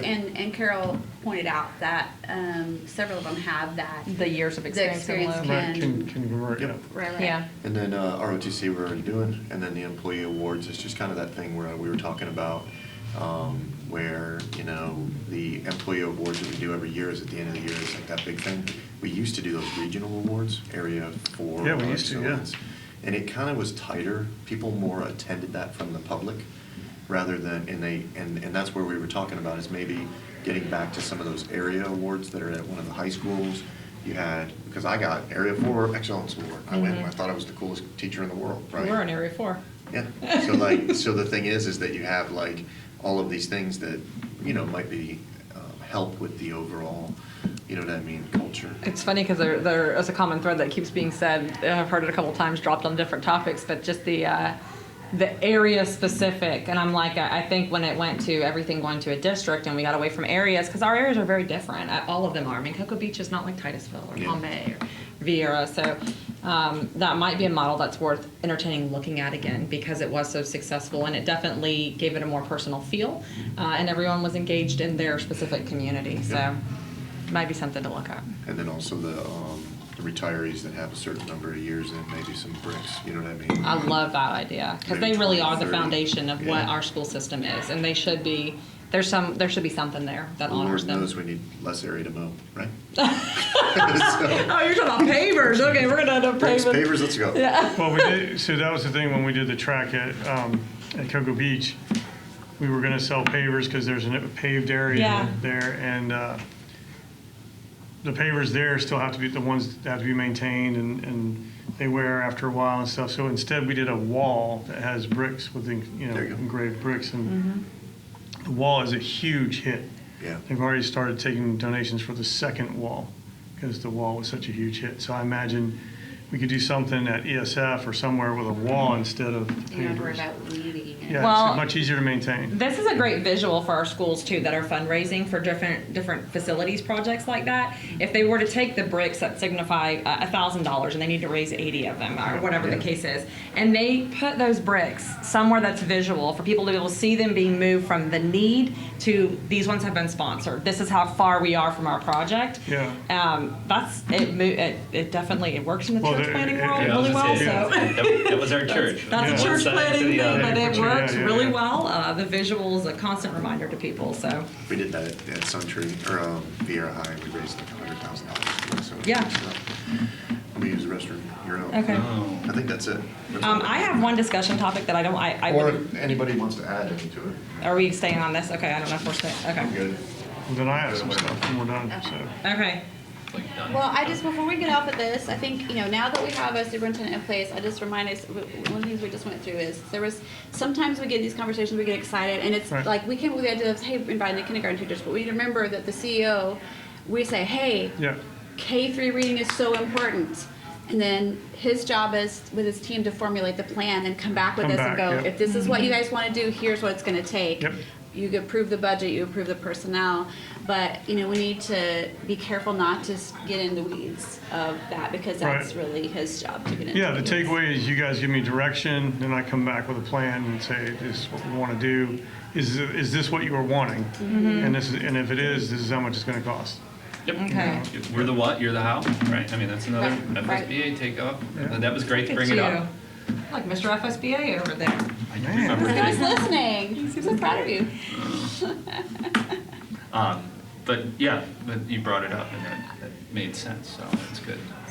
All right, Good. Well, I, Go for it. so am I okay to go with the discussion topic, or do you want to continue on No, this? Do we no, have we're good. anything I don't think I want to after- add it to the list at I'm the like, the time, list is because he's got a hefty. long list. I can't see anything else on here. You had some things you I wanted to I add? have a few things to talk about, yeah. I know there Okay, was- are the Oh, priorities or things to talk It's about? after all this, I think. Oh, Okay. okay. I'm just bringing this up as a discussion topic because I think it's going to need to be an agenda item that's going to be added later.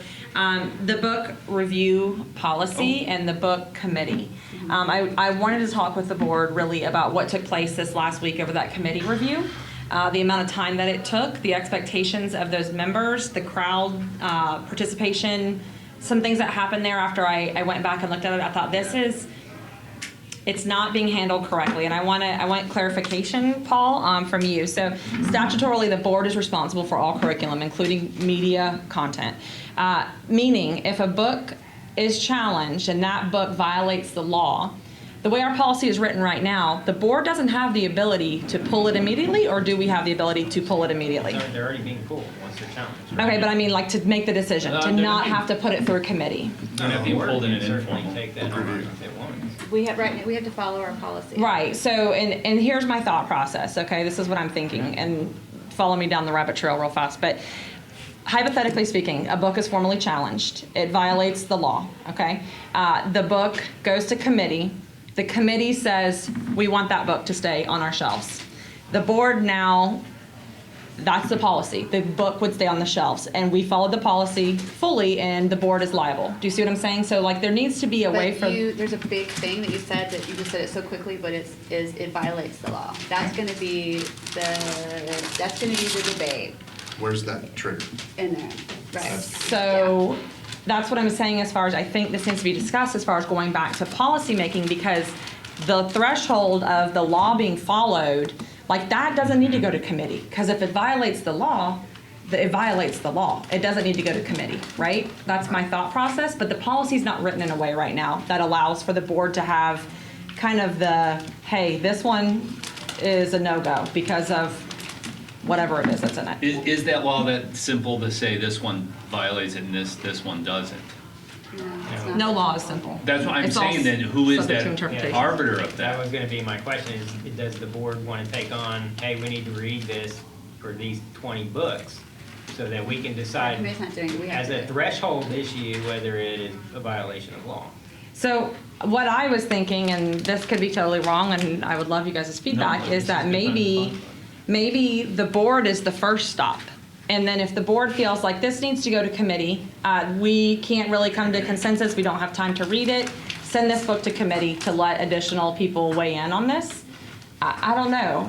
So the first step right now is it goes back to the principal and the media specialist, Yeah. which I think it That's needs the to go. informal. Right, the informal, that's first stop, because And they need the That's the opportunity. piece that's changing, don't forget, the law did change. in the Right. Yeah, how did that legislative change? session, Because so- we see here it's changing, but I haven't looked that up. I haven't got it summarized yet. Okay. I'm going to FSBAA this week, so Yes, you we'll will. go over all the new legislation. It's the legislative update, so we'll get into the weeds on that a little bit Okay. and come back. And there with are a some review. boards who have decided, rather than a committee, they're doing it themselves. Right. But my caution, and then this, one thing we have to also follow before we make any changes is Escambia is Getting sued right now. sued right now because they did a more arbitrary, or, we're gonna move all these without, I don't know if they didn't go by their policy. It wasn't their policy that was found, I don't remember all the details of the story, but they're being sued because of the way they did it. So we, And publishers involved in that one too. so- Which is Right. upsetting, so that a publisher is suing them. Because to my mind, if that publisher's publishing stuff and they're suing one of our school districts, I'll just ban those books too. So we're not banning the book, we're simply saying it's not appropriate for the age in which it's set. but our Um, guardrails are staying with our policy, so. if Right, we- and so that's what I'm just trying to, The policy's gonna have to undergo rulemaking again. Yes. It's Yeah. gonna be where the board wants to come down on it. You have several options. You could always make the committee a recommendation, and then the ultimate decision comes back to the board. Are we going to accept the recommendation, or are we gonna And- deny the recommendation? and maybe that's what needs to happen, because I don't think that's written right now the way that it is, No. so. The committee's the last stop right now. Yeah, and then I guess my other concern that I have too is books that are pulled that don't go through the formal process then are subject to come back in theory. I mean, there's nothing that said that that book's not eligible to be in our schools because it hasn't gone through it. So there needs to be something written in that policy, and I don't remember the graphic one that had the pictures and the whatever, but you know which book, was it? Genderqueer. Okay, I'm gonna use that one as an example. There's nothing stopping that book from coming back into our schools right now because it has not gone through the policy. It has not been formally removed. It has just been taken off the shelves at the principal or media specialist's discretion, which was the right choice. But so we. And it should have been, one of the things we did when we made that revision the last time was it should be noted, and maybe in the. There should be a do not buy list, Yeah, I period. think it goes on some notification to all the schools that this is cool. So, Every school knows. okay, so. Yeah, we get a list. I guess what I would say is that I think that this needs to be a conversation that needs to be had so that we can form a policy that makes sense and covers really all bases. Right now, I kind of feel like we're hanging out there with some books that could potentially come back in that could get us in trouble legally speaking. Well, who's ultimately responsible? I mean, if a committee makes a decision that could affect, I mean, us being responsible, right? I mean, they're making a decision, but if they purposely, The they school vote. board is the end of the road, so you guys So, are the one holding. The recommendation makes a heck of a lot more sense than this is on the shelves for 8 years and now board, you're responsible for it. So when we The come only back to thing- this. The only thing about that, I'm just push back just a little bit, and there's one book that got through before we changed the committee that I probably wouldn't, if it was me on the committee, I probably wouldn't have put through. And it was put through with restrictions, but still it's there for 8 years. The pushback is to ask these people, volunteers, that we have asked to do a pretty big job. One, not just the reading, but to read these type of books, to invest this amount of time, to sit there in those meetings where they are being, I mean, I've Well, heard all of their I'm names. gonna be on the bringing reading. that back up. I mean, I'm And, not you done know, talking about and it. then Yeah, I to mean- say, you guys, but you're just gonna make a recommendation, you're gonna do Very all this strong work, you're gonna get all this stuff, but then it's gonna come back to us and we could totally overrule you. And we're gonna have our own debate when they just had the debate, and we're gonna have public comment time in here when they had the public comment time there. I'm not a big fan of wasting people's time. Amen. I mean, so if we're gonna select them, people that we've each individually trusted and had conversation, I'm assuming you've had conversations with yours, I've certainly had conversations Yep. with mine, what my expectations were, what my standards were, and ask them, you represent me, and make that clear. I don't, to me, if I was on the committee, and I was gonna do all this work, and then it went to the board, and the board voted differently, then to me, you just wasted my, why am I gonna do this? Y'all just do it yourself. Well, you're there for the recommendation because you're not responsible if it goes wrong. Well, You're and that's responsible for it. Can I interject real fast? Right. Question. Is there legal protection for that committee? If somebody were to sue those members on that Right. committee for their choice, would they fall under the governmental entity and have protection? The end of the line should be the school board. Is the school board. So, yeah, the school board should be the named entity. My recommendation, if somebody got sued or the committee individually got sued, was we represent them, just like we do with individual board members or employees, and then we move to pull them out for qualified immunity, because they're volunteering. I know Florida statute has volunteer protection laws. Yeah. If you're volunteering for nonprofits and government entities, you are protected under those laws. You Okay. have to double cross-check that with federal statutes to make sure they're That there whole as thing well. was propagated by. So, as long as those laws are out there, they would be insulated by law. Okay. But I would still always recommend the board provide that representation and indemnification. Was there a threat? I haven't There watched was. the meeting. There's been some online. There have been. And But so. threats of lawsuit of suing individuals. There's another I piece mean, that I'd but here's the like to thing.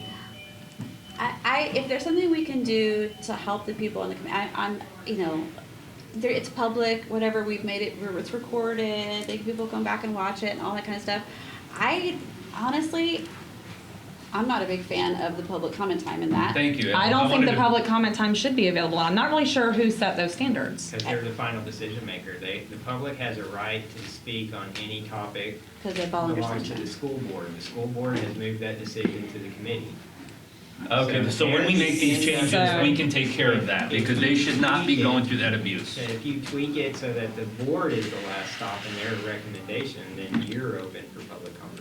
And I think that that's fair. Give it to the board, right? Because the people that are on that committee are volunteering. And the amount of time, the other part that was brought to my attention was they were able to speak for 3 minutes on each specific book. Right. So that ended up taking hours, I think. I want to say a It was couple. 5.5 hours. Yeah, the meeting itself was. Yeah, the meeting was long, but this public, there was only like 10 people.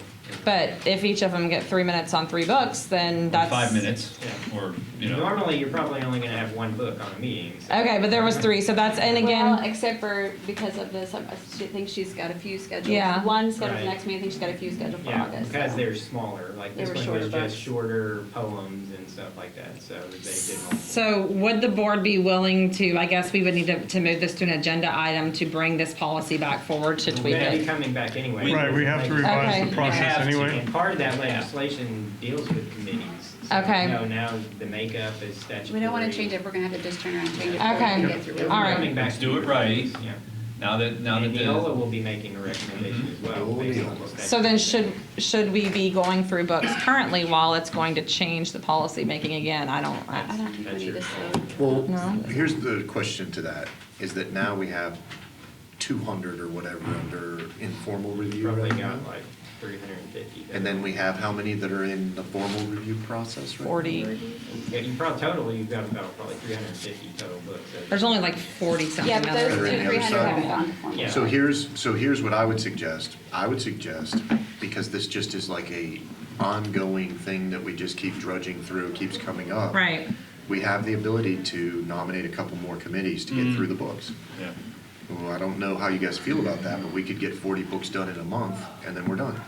And we don't have to continue to go down this road. I don't would- know if I want to do like a whole bunch of committees. No, I don't know that you're gonna find that many into the- volunteers for this. The people This that is- I can maybe want find to burn one. down our house, we're playing into their hands. No, I'm We just do that. saying it. Well, we wrote because that there on purpose because we were trying to move a little faster. You have, but you also have one person that now has to review 40 books. And I understand that they're 100% behind it, but it's just literally like, if they just keep going, you have one person that's gonna be reviewing them all. If we had a couple more committees, then we could have them go through. That's not reaction to Yeah. people who are coming in being negative. It's gonna give them more opportunity to go to more meetings. It's just, we get it For us done to sit there and say quicker. we're gonna read the Cupcake Bible and it's gonna take time to do it. It's not formal. It's not going to qualify to go to formal. That's the They thing, have to pull is- the text out of the book and give reason why that would be a So challenge. then we really don't have that many that's going. So 40. here's, Right now, there's only like 40 informal. Right. The others were informal and final. It's just taxing on our staff to have to go find I where want these to say books this are. though. Yeah, go Friday was the first time for it to go through this process under the new policy. And the first time is going to cause a lot of headache. And once we get into a groove, I'm an optimist that I think that the next meeting will probably not be as rough. I think people just wanted to get, I haven't watched it yet, but wanted to get out. You should watch it. Yeah, I'm planning on it. I'm planning to listen to it on the way home today. Well, you better drive to And then, you know. Tennessee in or fast something. speed. Yeah. I'm going to Tampa tomorrow, so I'll listen to the rest of it on the way okay. to Evansville. But I think that first time was gonna be rough. And- So in in the public comment, I know you're gonna, is that where you're gonna come at? Well, I guess that's where to shield them from Is the it like abuse a- of the yeah. public comment. That should be directed towards the board, but because we've shifted it to the committee, Yeah. the committee's taking the beating there. It needs to come back to the board. And is it like a special meeting where they have to speak to the topic? Well, they're That's supposed to. what wasn't happening. It was personal attacks for the people that have put forth, that sit on that It's a special that committee. meeting, it should, Yeah, should and be it was have to only address supposed the to be book. about the book. So, Well, I it mean, wasn't. so it wasn't happening. So again, Whose job who is in it that to committee, determine? the policy's not from, It's who's running that meeting? Miss Sullivan is. No, Does it say it in the no, policy, or Missy was it Flack is the selected? chairman. Yeah, Ms. Flack is the person that's running the meeting. And it says that in the She's the chairman. there is a chairman in the Yes. policy. She's the There's a non-voting chairman. Yeah, chairman. she's non-voting, she just runs the meeting.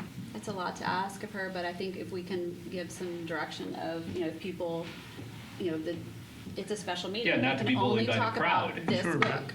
So, if I understand Paul correctly, if we change the policy to where the board is the final voting authority, and the committee can meet and discuss and make a recommendation, they're not going to be subject to public comment. Right, they won't have public comment, it'll be open to the public. Yeah. Come watch. Right, but they won't have to hear the public They comment. don't have to open for public comment. The board would be subject to that when it's time to make the meeting to make that decision. Right. So I think that's one of the things, majority of the Yeah. board could, when we change because we have to revise the process anyway.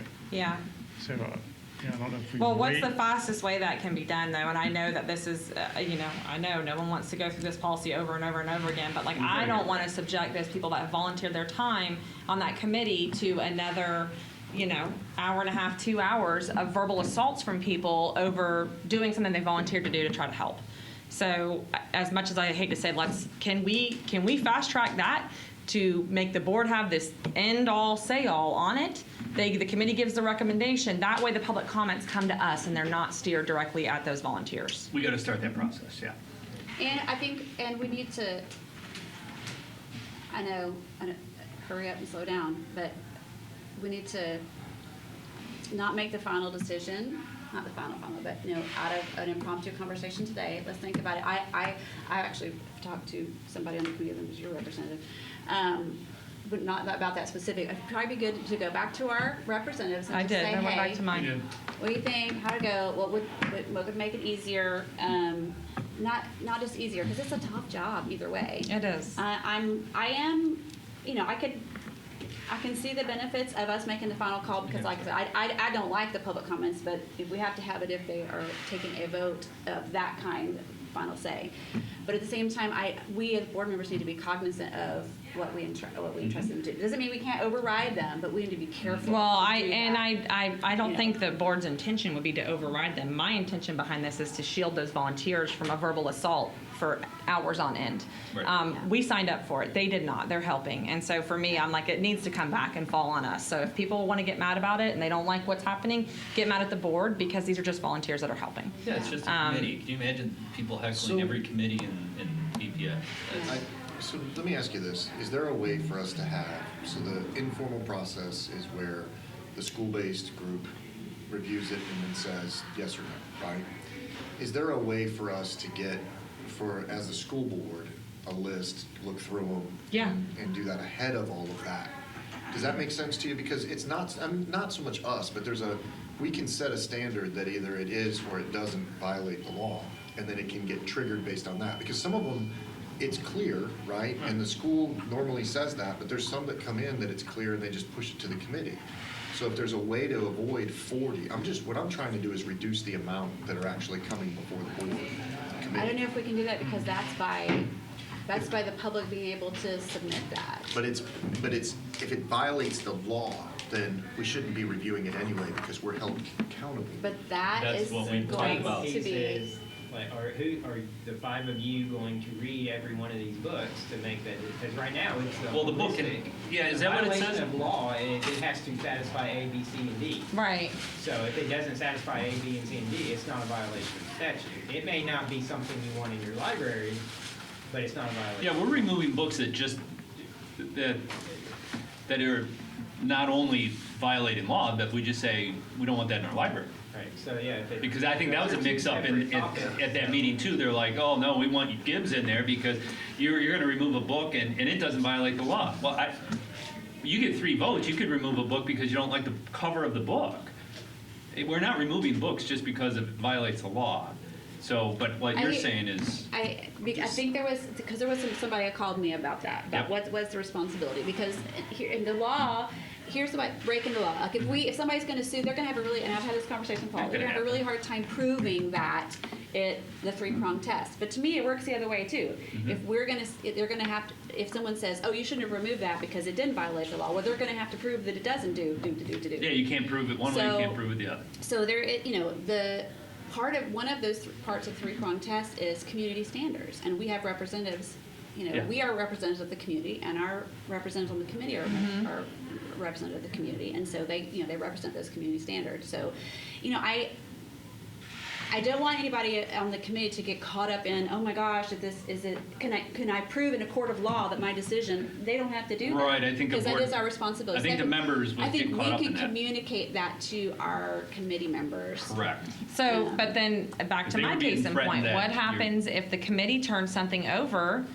And I hear what you're saying, but it could happen to where the majority of the committee turns a book over that definitely violates. And But that definitely violates, the reason why I keep pushing back on that is because that goes to court and people sometimes either can't. So to say this definitely violates something that is not super clear. Well, the books that were just Yeah. done, I mean, there were pictures, there were drawn out disgusting. pictures that But were. They were removed. They were removed. They But were. it wasn't, They it were. wasn't unanimous. But what and would that have scared the happened if crap it out of didn't me. get removed? That's Yeah, what I'm right. saying. That's where I'm kind of going down that trail. And again, shielding our volunteers from taking a public assault of hours on end. I feel like it should come back to us as the board, not No, to I'm them. fine with that. So is there a way, or is the board in favor of moving to where they give a recommendation to the board then takes the action, so the public comment comes to us, not to them? And I would say Does it go on that Paul's consent gonna know in agenda? 6 days exactly what the state legislature is, so. I've got that. I mean, it deals with committee members and the bill itself. Neola will probably be August before they have a. Yeah, and I'm saying I want to do it No. now. Well, but here's the thing, even our, about the the policy, the way we first added all this stuff in 2019, and then we revised it. Neola didn't have a template for that. Yeah. And when we revised 2521 the last time, they actually followed Neil's recommendation. I'm like, where was all that work that we did on the committees and the formal and informal process? Like, oh, we got to add that back in because it was a Brevard specific process because every county's doing it differently. Fair. I don't know how many counties have as specific a laid out plan as what we have, and so even when we get Neola's, except for the specific There's an appeal legal things. process now. It's like if the person that complains is not happy, there's a mechanism to go to the state, and we have to pay for the special magistrate to hear the case and make the final decision. That's the new legislation, right? That, Okay. along with, it automatically comes off the shelves when a complaint's filed, and A there's formal like complaint. requirements for committee members, like have to have children in the school. There's also some checks and balances. That's in the now. legislation, sorry. Yeah. It's okay. With Now, is the- it school-age children, or do they have to be in I don't remember BPS? off the I top of think my it head. said they could have graduated. You had to. Yeah, I don't remember off the top of my head. I know Yeah. it deals with the makeup of the requirements for the committee members, and there's the appeal process, and books have to meet. Well, you'll know after this weekend then, Yeah, pretty this much week the we're going direction. over the The legislative media budget. specialists also, this new training, there's kind of a checks and balances thing on that side too. They're gonna have to be more judicious in what they're putting in, which should eventually, Right, but it's- they got to Reduce catch up with what they. If it's one their person current- at library and they order a book and then they get 20 in the box when that book comes in, they're not reading those books. well, a good media specialist, and I say this from one of my friends who's a good media specialist, if it's a controversial topic, she'll read that one. You know, she reads, probably 100 books a year or more, going through, and if it's something that's controversial, should be one that they don't rely on reviews for, because, Yeah. Well, and I guess I'm going to go back to, just for the record, I would like to expedite that process to take the burden of public comment off of that committee and put it on us as the board. So whatever we need to do that as I'm fast good as with possible, that. I would. just wanna, if we're gonna bring something forward, I don't wanna bring it forward. Well, if we need to Change it start the again, so process, get it you're on. done by this weekend, but if we need to think. Well, because you could advertise it now, and then That's you what get I'm to saying. go through, Right, it's 14 and 28 days. right. So we can't have our conversation next week, our first conversation next week. We No. can have a discussion And you again. guys can put it Well, on we a just work discussed session it. and discuss what changes you want to a And we can policy, come in and talk to you about what you learned this weekend. Right. Would you be able to provide us with some more specific updates? Yeah, I mean, I don't have the statute right here, so Yeah. I didn't know this was gonna come up. Sorry, Okay. yeah, that's, So, surprise! Are we saying we want to add that? I don't know Sorry. Tuesday's agenda. Using my memory. There actually might be room on Tuesday's agenda because we did have a discipline update on there, and we were going to have student services present their budget. But Mrs. Dampier just joined us yesterday, Yeah, and she would actually We need a like filler. to present those later because she Yeah. wants to be able to speak from a position of authority when she speaks. She doesn't want to say, when we ask questions, well, I don't know, I just got here. Well, I don't know, I just got Yeah. here. Well, I don't know, I just got That here. makes So sense. we were going to move at least one of her presentations off. So can we ask for Paul to give us an update with more specifics of the new statute around? Yeah, I mean, so Yeah. I'm going to get at FSBA FADS is Right. meeting too, I'm going to get a legislative update. It's on the FSBA calendar of Yeah, we're getting one topics, too. legislative update. So they'll cover that a little bit. That'll be the best guidance we get, is from Paul's group. I don't think we have to necessarily wait for Neola, is what I was trying to say earlier, Yeah, because no. I think our part of that policy is so specific Yeah. that we can make the tweaks without waiting. And Neola's gonna have the like requirements for the committee makeup. They're gonna have the mandatory process for going to the special entry. And you can always leave that till later and update for the appeal and recommendation process now, and then just go right back in August. That's what I Our would in-house, prefer. we can update our in-house process. Is there a DOE rulemaking that's still having to happen on this one too? Yeah. Okay. I mean, I would prefer that just simply for the sake of our volunteers that are serving, and they're already giving up a work day on top of the time to read these books, and then now they're getting assaulted by the public that's coming in and saying things. I don't think that's a very fair ask. In the of meantime, if we can them. give direction to Ms. Slack that she has our Well, I think blessing and I kind of see authority when the next meeting is. to be, it's at the end of June 30. June, to be Okay. tighter on those public comments. If people are not talking to the specific book, Yeah, they should be cut off Yeah. Right. and redirected. Yes. yeah. Is there any way that I can go in there and run the chair?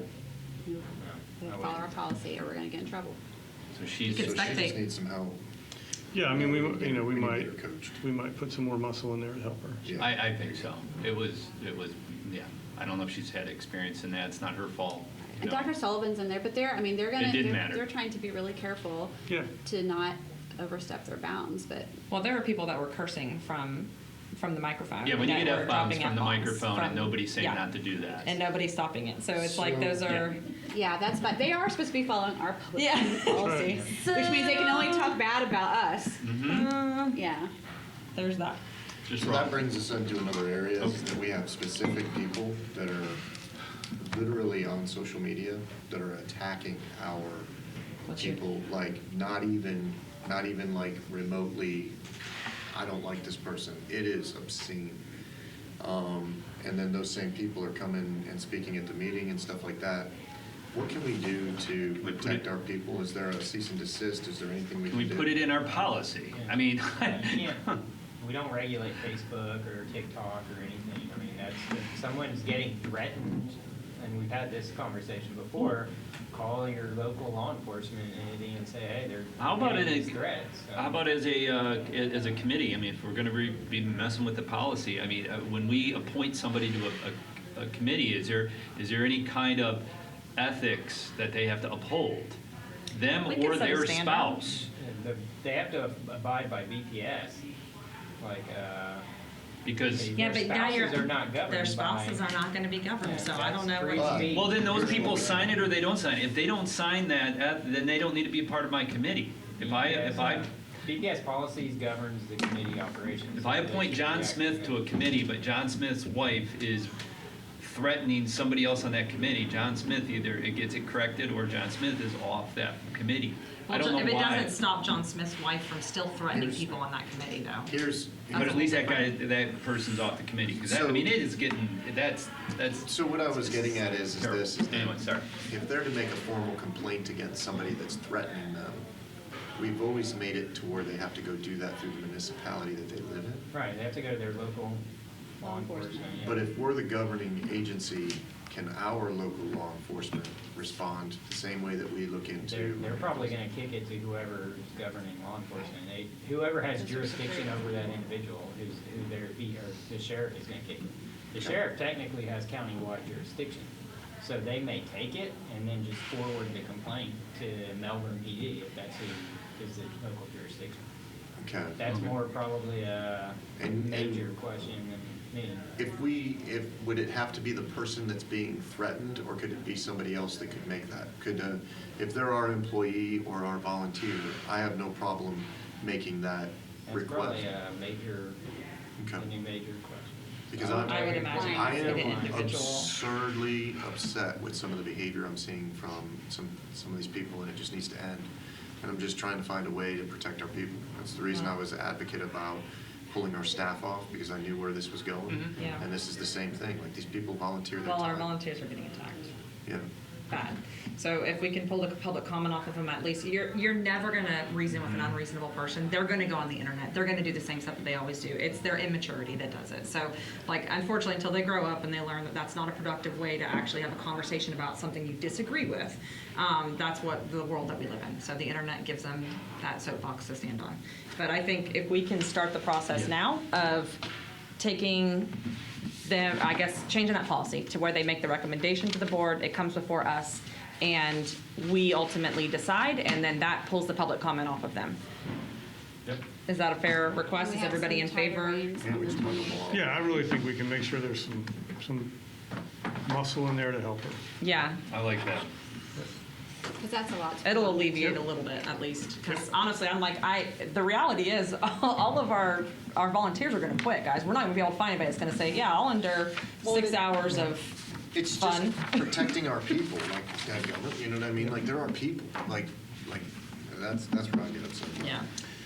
All right. All right, sorry, that So was my we've ca- discussion that Does got into a anybody, whole- I I'm know glad you that, brought that up. I know that we're getting ready to break for lunch, but we did get to the bottom of the whole thing, so We we have- could, what's that? He had a couple things. I have some things to Okay, share. so we'll come back, we'll come back. Yeah. Okay, Yeah, all right. because we have to fill time until our 1:30. Yeah, well, if we break for lunch, it'll probably be Yeah.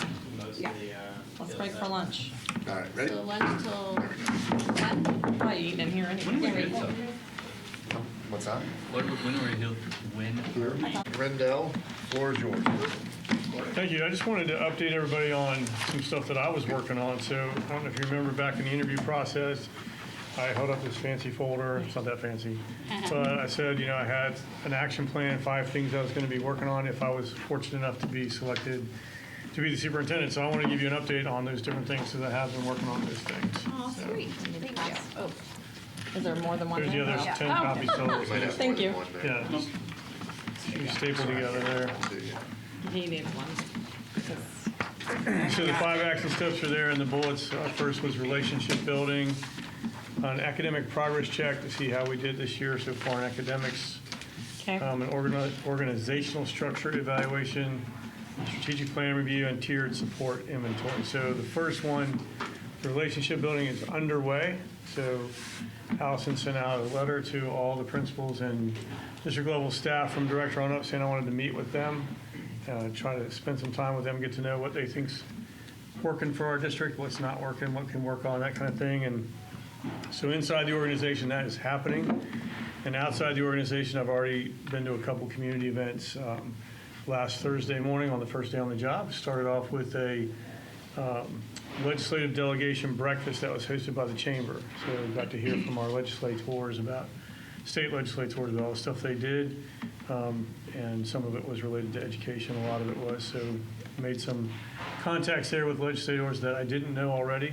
So made sure, tried to introduce myself in that. And then went to the NAACP Central Board NAACP dinner Saturday night. And I have a bunch of other meetings set up with different organizations as we go the next couple months. So the relationship building is happening. I'm out there, we're doing it. So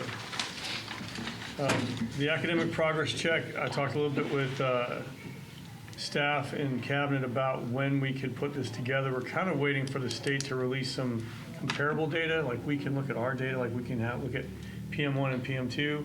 We have access to that already, Algebra 1 scores and stuff like that, but I'd love to be able to get some other district data so we can compare. So, but that's going to happen sometime this summer, maybe the June 27th board workshop, we'll do a presentation. But just so we kind of know where we are this year, we, I think we've been told we might have informational grades sometime, later in the year for this year. Last time we switched from one testing platform to another, they gave us informational grades, school grades, if we wanted them. And so we might get the same thing this year. They won't, at least that's what I remember them saying, is they won't calculate learning gains because we're going from one platform to, not all the testing changed, but, the English and, or reading and math changed grades 3 through 8 and 10, so in reading. But the Algebra 1 EOC is still there. It was there before. The biology EOC is still there. Graduation rate's still there. College and career readiness is still there.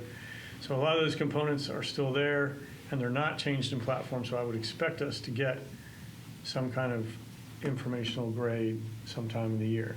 We have sharp enough people, John Carr, Nate O'Reilly, that we can calculate what we believe our grades would be based on all that kind of stuff. So we may not have possible grades to present to you in June, but I want to at least show how we did with FAST and how we did, from PM1 to 3 and so on. So there'll be some kind of academic performance update before the summer is over. Organizational structure evaluation. A lot of that's going to be based on these meetings that I'm having with people inside the organization, talking to them about what's working, what's not working, and stuff like that. I think I want to be able to present something to you again June 27th at that workshop, present you some information and stuff like that. Strategic plan review, so the staff, we're reviewing our progress on the strategic plan June 16th. So we have the whole day set aside to do that. Mr. Wilson's kind of orchestrating that because it's Chief Operating Officer's wheelhouse. It has been for years. So we'll go through the morning talking about, how we've done on some of our metrics, some of the things we're supposed to be measuring. Then we'll spend the afternoon talking about what we can do to raise our performance in those areas if we need to. I think we probably won't have anything to share with you on June 27th. That'll probably be July 11th. So we'll be able to bring you kind of a sense of how we did on the strategic plan. This is year 4. We're going into our last year of the strategic plan, I believe. So we'll see how we're doing. And then the last one, action step 5, is the tiered support inventory. This will take a little more time to gather all the data, but we talked about it a little bit earlier in some of the conversations. We want to see what standard support looks like in Tier 1. So how do we support all of our schools?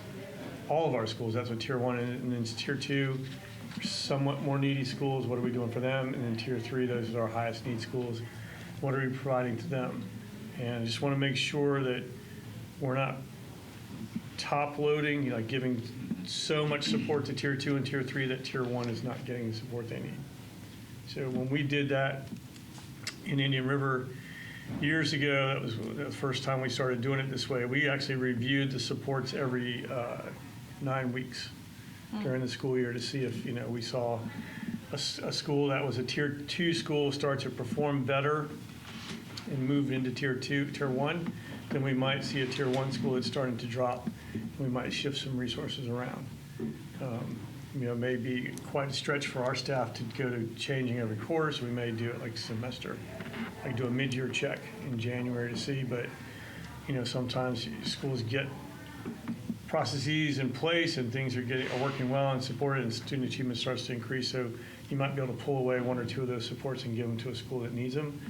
But you have to be careful not to pull away the supports and then all of a sudden the academic achievement goes down. So I haven't had a lot of conversation with the people involved in this. It's student services and then leading and learning to see, But we'll do an inventory. I don't know if I'll be able to bring something back to you on this before July 11th or probably later.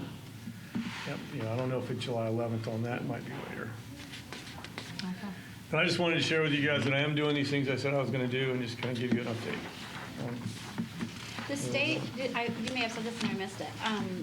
Did they give a projected date of when they're going to release the?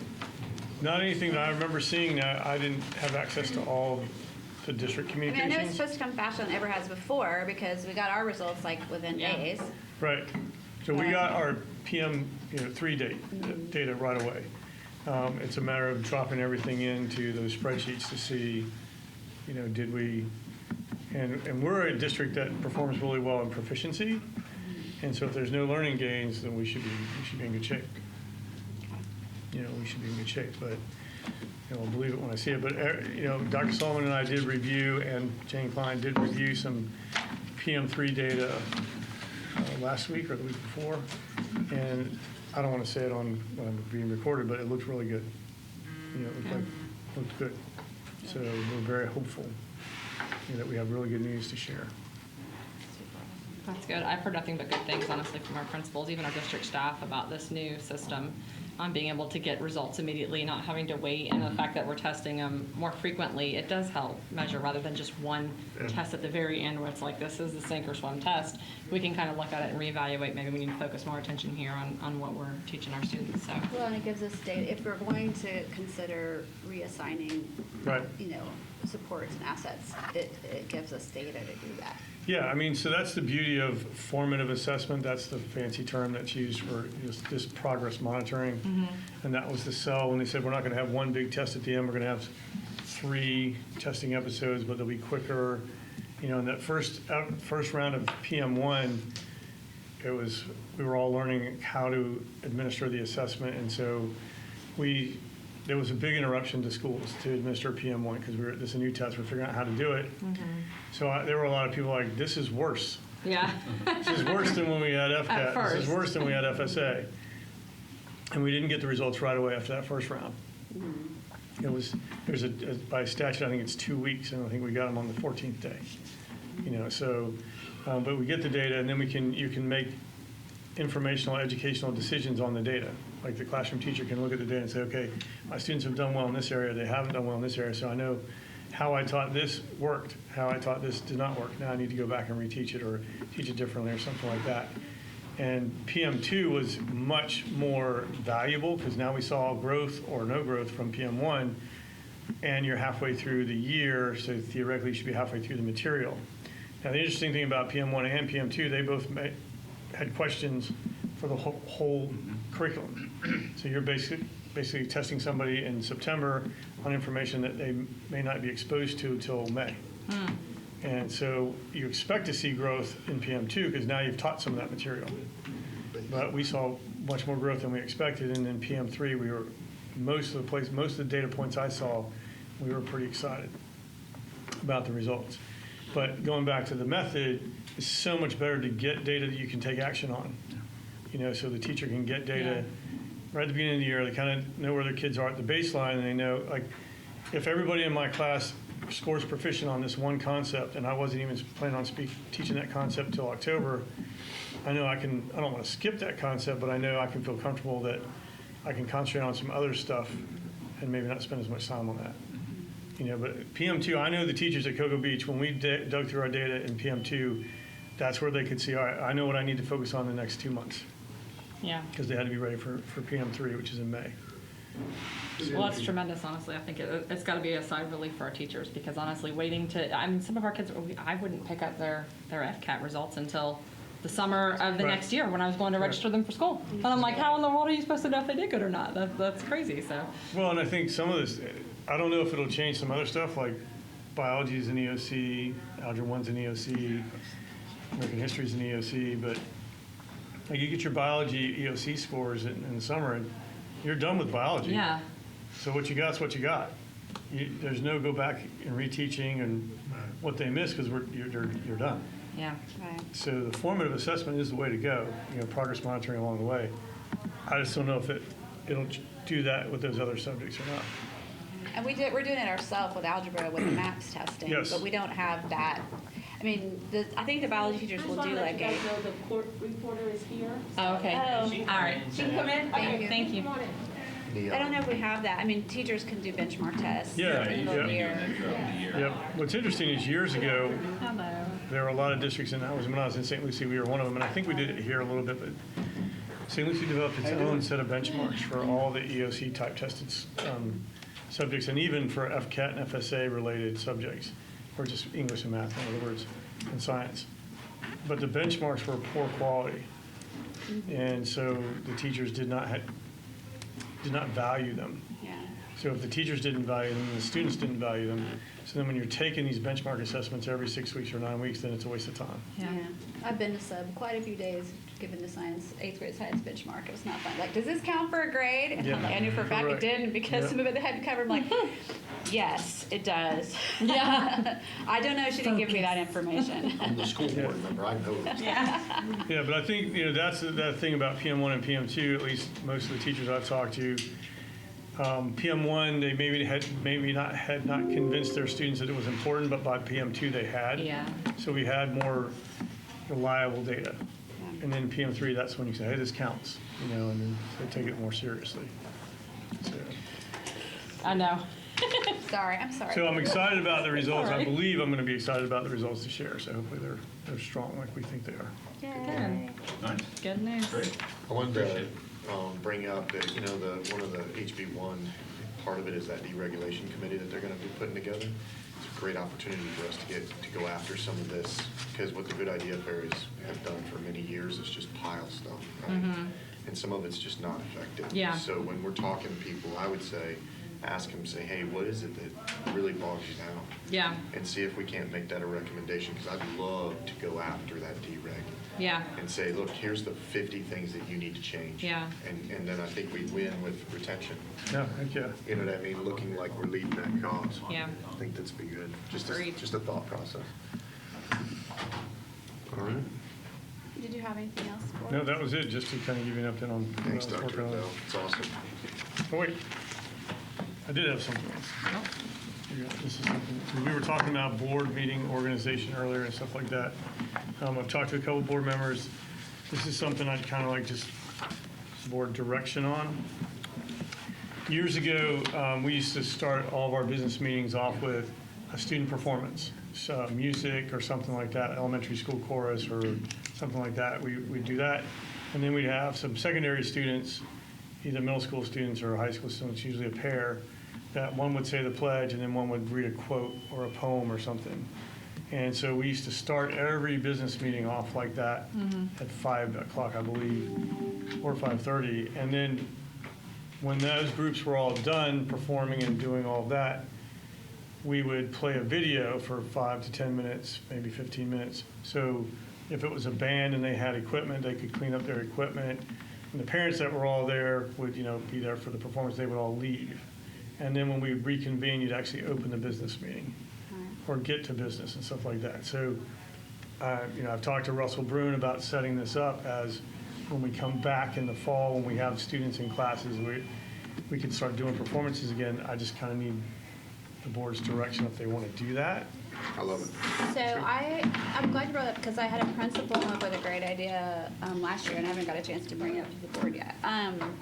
So I think when they stopped doing some of that was because it was a hardship on some of the schools to get there by that time. Right. Because by the time they get out of school, I know like my daughter's school sang a couple times at the Yep. beginning, but we didn't get out till 3:30, and by the time you get right there, kind of get so that created a little bit of a hardship to try to get everybody there. But with this, so I'm going to add to the conversation with this. The principal said, because she was bringing that up, she said, what some of the schools, like we recognize the teams that go out. So a lot of times the elementaries are the ones who don't get ever Correct. get very much of a spotlight. Right.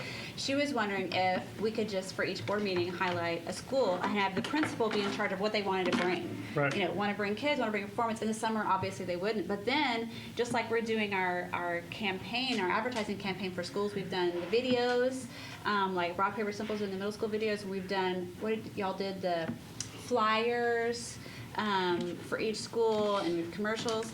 That it's kind of like a little commercial brag on your school moment. Yeah, And absolutely. you bring whatever you want for your school to share, and so whether it's just the principal or they bring a video Yeah. to show or products or a group or, and just kind of let them, I don't know if they'd all be willing to do that, but if they only Well, had. it's going to take a while though, right? That's what Right, I'm to just get thinking. I'm through like, we're everybody. only Right, you two only meetings have- a month. That's Right. You have Yeah, to- no, it used to be that it was, Every 4 years. most principals would be watching to see when their term was going to come up. And if they saw a school go twice before it was their turn, then they would be, That was they'd be something. calling up and saying, hey, wait a minute, We could still recognize like the big state championship type groups. Sure, we would still But do then all the that. disadvantage is too that, like, because elementaries are not going to have that kind of opportunity. Yeah, and there may be an elementary school that, they don't really think they have a chorus or a band that is worthy of coming, especially early in the year, they haven't had a chance to practice. Right. But they may want to come and brag on their STEM program or something. And show pictures of a Right. really unique event or club or Yeah. Could we activity do they have. 2 in the same night? I'm just thinking that if we did 2 in the same night, we have 2 meetings a month, that's still only 48 schools for the year. So they would be on a basically every other year rotation of coming to the board meetings. Otherwise, it's going to be every 4 years. Yeah. So, So sometimes, some principals are like, God, no, we're good. Yeah, I mean, So you may not. I think have to. the idea is I'll talk to Russell and I'll talk to the, some of the principals and kind of get some feedback on what we could do yeah. in 20 to 30 minutes, Jennifer Julian 15 at to 20. Columbia. I love Columbia that on the idea, list. though. Okay, all right, Columbia Yeah, on the list. she's the one who asked me about that. They are the reason that we are there, so absolutely, Yep, I'm I in used to favor love it. of. I used to love it. Well, that's the thing, you start the meeting off with really positive vibes, like everybody's excited, everybody's happy.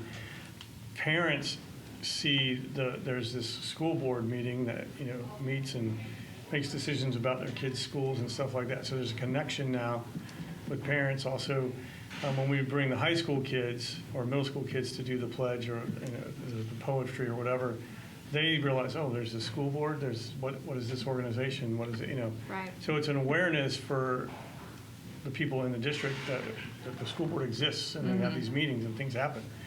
But it's also a way for everybody in the room to be reminded really why we're in the room. Yeah. So might bring the temperature down a little bit, and at least we'd start the meeting off with good news and before we dive into the business. Yeah. No, I like that. I love it. A little bit of housekeeping. Oh, you done? Yeah, I'm good now. Matt, Yeah, you want to go no, now? you. Was real fast. Cocoa, Titusville, West Melbourne are the first cities that we'll probably go to Okay. because they're all teachers, the mayors. Yeah. Former teachers of BPS, which is going to be pretty cool. They're really excited for this. Like, I've talked to a couple of them. I'm still, like, Cocoa Beach is still waiting to get back, but it's going to be so far out, but they have plenty of time. But they're really excited for it. Do you want me to explain it, or do you want to do it? Sure, I mean, I can. You go. So I've been offered and accepted a different position. I told Dr. Rendell and Matt on Friday. I put my 2 weeks notice on Friday, but they wanted to wait till today. I almost to gave my let 2 me weeks know. notice when she did it. Oh, I was wondering why you were training Allison to do all the things. Well, I mean, she's supposed to be my backup anyways, but just wanted to let you know that they'll work out a plan on however they're going to fill the position, but as of next Friday, will be my last day. Aw, Get Tammy. Yeah. You didn't ask us. Outside of BPS, I'm assuming. Outside of BPS. She was like, why aren't you mad? And I said, because I'm always happy for somebody when they're happy I where they go. know. Yeah. Right. You know what I mean? And you've done such an amazing job for us. And I think that everybody here knows that you're going to be missed. And just so you know, if that group does not perform the way that you want, we will fire whoever it is that we hire. Right back. I will. No, you will always have a spot at BPS. But Yeah. no, thank you I'll let so you know. much. Honestly, coming into this transition has been like a hard landing, and you have just been so steady and stable, and I cannot thank you enough because you were just a rock through a really hard time. So. And Allison did a good Can you just publicly state that we didn't run you off? 'Cause I publicly stated. For the record. For the record, right? We need Say, this 'cause on I'm- video. Look at this one right here. Yeah, right. Oh. So she's going to do the agendas for the rest of the year before she leaves. Very nice, thank He's you. a consultant. And all the advertising. And they That's cannot right. change at all. They must sit the same. Oh, that would be a trick. So where does that leaves us in the process of needing to hire? So Yeah. Dr. Rendell and I talked about it. It's in his house. So he's Okay. going to bring like 3 or 4 people together for us. And then we'll kind of Yeah, we'll advertise, and if I get like 2 to 3 to 4 people that I think are high quality, I'll share their background, their name, their background, their qualifications with you guys before we pick anybody, just to give you guys some input. Okay. Kind of So thing. then Allison's gonna be the new Tammy. For short. Temporarily. Yeah. And Yeah, then- I just got here, you can't take my secretary. Oh, Yeah. back being Allison, That's in the and we'll get a new contract. Tammy? Is that what it is? Yeah. Well, since he gets to pick, he Yeah. doesn't. Tammy, if you can help out a little bit in that transition, like Of when course, they that's have not questions. Yeah. I've Because been I'll just working make the it up. office with her. I'll just make it up and they won't know what's going on. She'll probably, We did it she'll this make a way. binder. You We can't did it leave it this till you way. make Well, one. Pam made her little thing before she left, so I gave Yeah, her, she I've been did. working with, I'm gonna work in the office with her for the next 2 weeks, and so, to make sure. And she has my Okay. cell phone number. Won't hesitate to use it. Yeah. I do have one more thing. Yeah, Um, you're good, man. if- I was just looking for stuff So, to try to um, put 6 minutes for. We need to schedule a closed session so I can talk to you guys about bargaining, because we want to go put some stuff on the table, but I need to get board direction on what we can put on the table. Okay. So that's about all I can say. So, but we want to start, get the negotiations process started with our bargaining units and even the non-bargaining units. We want to get going. Okay. Do we have to Until the school notice year that? starts. So we can do it Tuesday? We just have to schedule it. Well, we canceled everything for Tuesday. I mean, if we want to get this thing No, this done. coming Tuesday, the 13th, not the 20th. You're a Anything- week off. But anything that would you be ready by then? Yeah, I think I'd be ready. I'd love to do it. Yeah. Sooner Tuesday than would be later. good.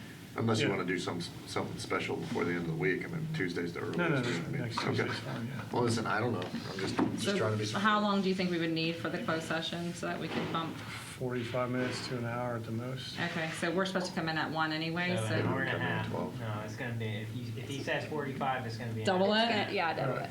Okay, but wait, hang on. So Tuesday, we have a morning meeting. Right. Oh, that's So right, we're we not on start. the So 1. basically, the only thing is time certain is the school board meeting starts at 9:30. So the workshop is advertised as 10:30, which just means that the workshop Right. ends after the board meeting and we can take a break. The Okay. workshop can start anytime after 10:30. So we don't need a How time we certain. advertise it, Tammy?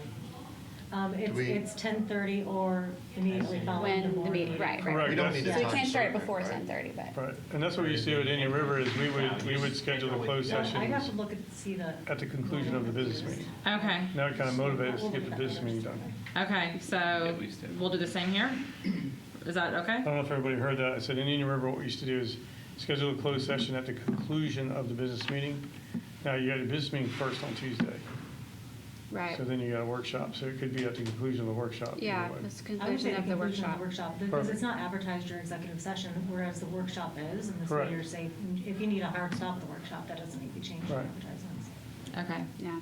And I think 2 topics are coming off, so it's shortening that. Yeah, we should be able to workshop get it, agenda. yep. So to do it at the end of the workshop, I'm good with that. Correct, correct. I'm good with that. Question on that topic while we're there. I don't, when is the deadline, like the legislation that talked about the union, 1010 is unlikely to survive. When is that hard date of when they become not a union I anymore? don't have it in my head, but the way, it's a phased-in approach. It's Okay. like, the law is effective July 1. Okay. I think they have until like October-ish to certify whether or not they have the membership. And then they get, I want to say, so long to try and get the 60%. Thought it was It's like still so many December. months, I don't remember. off the top of my Right. head. So we're not So it's gonna. gonna be a longer So we will be phase. negotiating this year with them in You'll place. need to have an agreement with them. Because I'm just wondering, for the future, this is not something we need to talk about right now, but for the future, what does it look like to not have a union for that group of employees? Yeah, You know, you how do do it. you, Well, just because they get decertified doesn't mean you're not gonna have another union to try and step in and say, hey, I wanna represent you guys. Yeah. They True. get 60%, so you could be right back at the table with 2 unions. yeah. Could BFT potentially pick them up or no? Yeah, but then that adds to their percentage and they go wouldn't, down. It wouldn't be BFT. They could like have another branch, like Oh, for like- a different thing, and we're Okay. representing them. So the same people could potentially. There are some districts who have one Yeah. educational employees union, but I don't think BFT would want to add them in because that drops their percentage down. Yeah.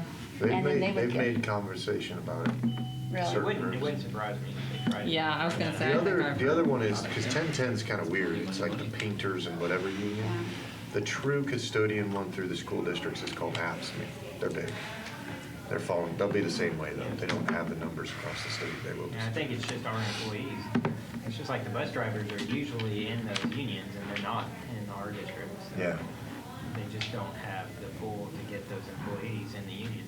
Yeah, just for the future, when it comes up, obviously, there's some districts, I think, that don't already have unions for those employees. I mean, I just don't know how it works. I mean, you don't have to bargain, so then it's just up to the board and They the would be district. a non-bargaining. Yeah, we would treat them do- just like the other non-bargaining group. Right, And so then the non-bargaining group would probably outnumber the bargaining group as far as numbers, but salary's not the same, cost is not the same. right. But in number of employees, because you can strike a deal with your non-bargaining unit right away if you want, because there's really no deal, because you just tell them what they're getting. Right. Makes it simpler. Get what you get and you don't throw a fit. That's what I say in my household, right? But we'll take care of them, obviously. We're going to. Yeah, I mean, that's what it's incumbent on the board to do the right thing by our employees, which That's of course. it's assuming that, Yeah. I mean, kind of the situation is now, assuming that we wouldn't do that without. the Well, we have a employees. good relationship with our unions. In many other districts, the unions act a little bit differently than what we have, and it's a very caustic relationship. And depending on how that plays out, 3 years from now, we might be at war with the same people that we were You know, friends with. well, I've said since day one, we shouldn't need a union. If our district did what was right by our employees all the time, we wouldn't need a union. We would do the right thing. But I don't necessarily oppose them advocating on behalf of our staff and our teachers, so. All right. Here we go. Oh, do we have to clear the room? Not yet. Not yet.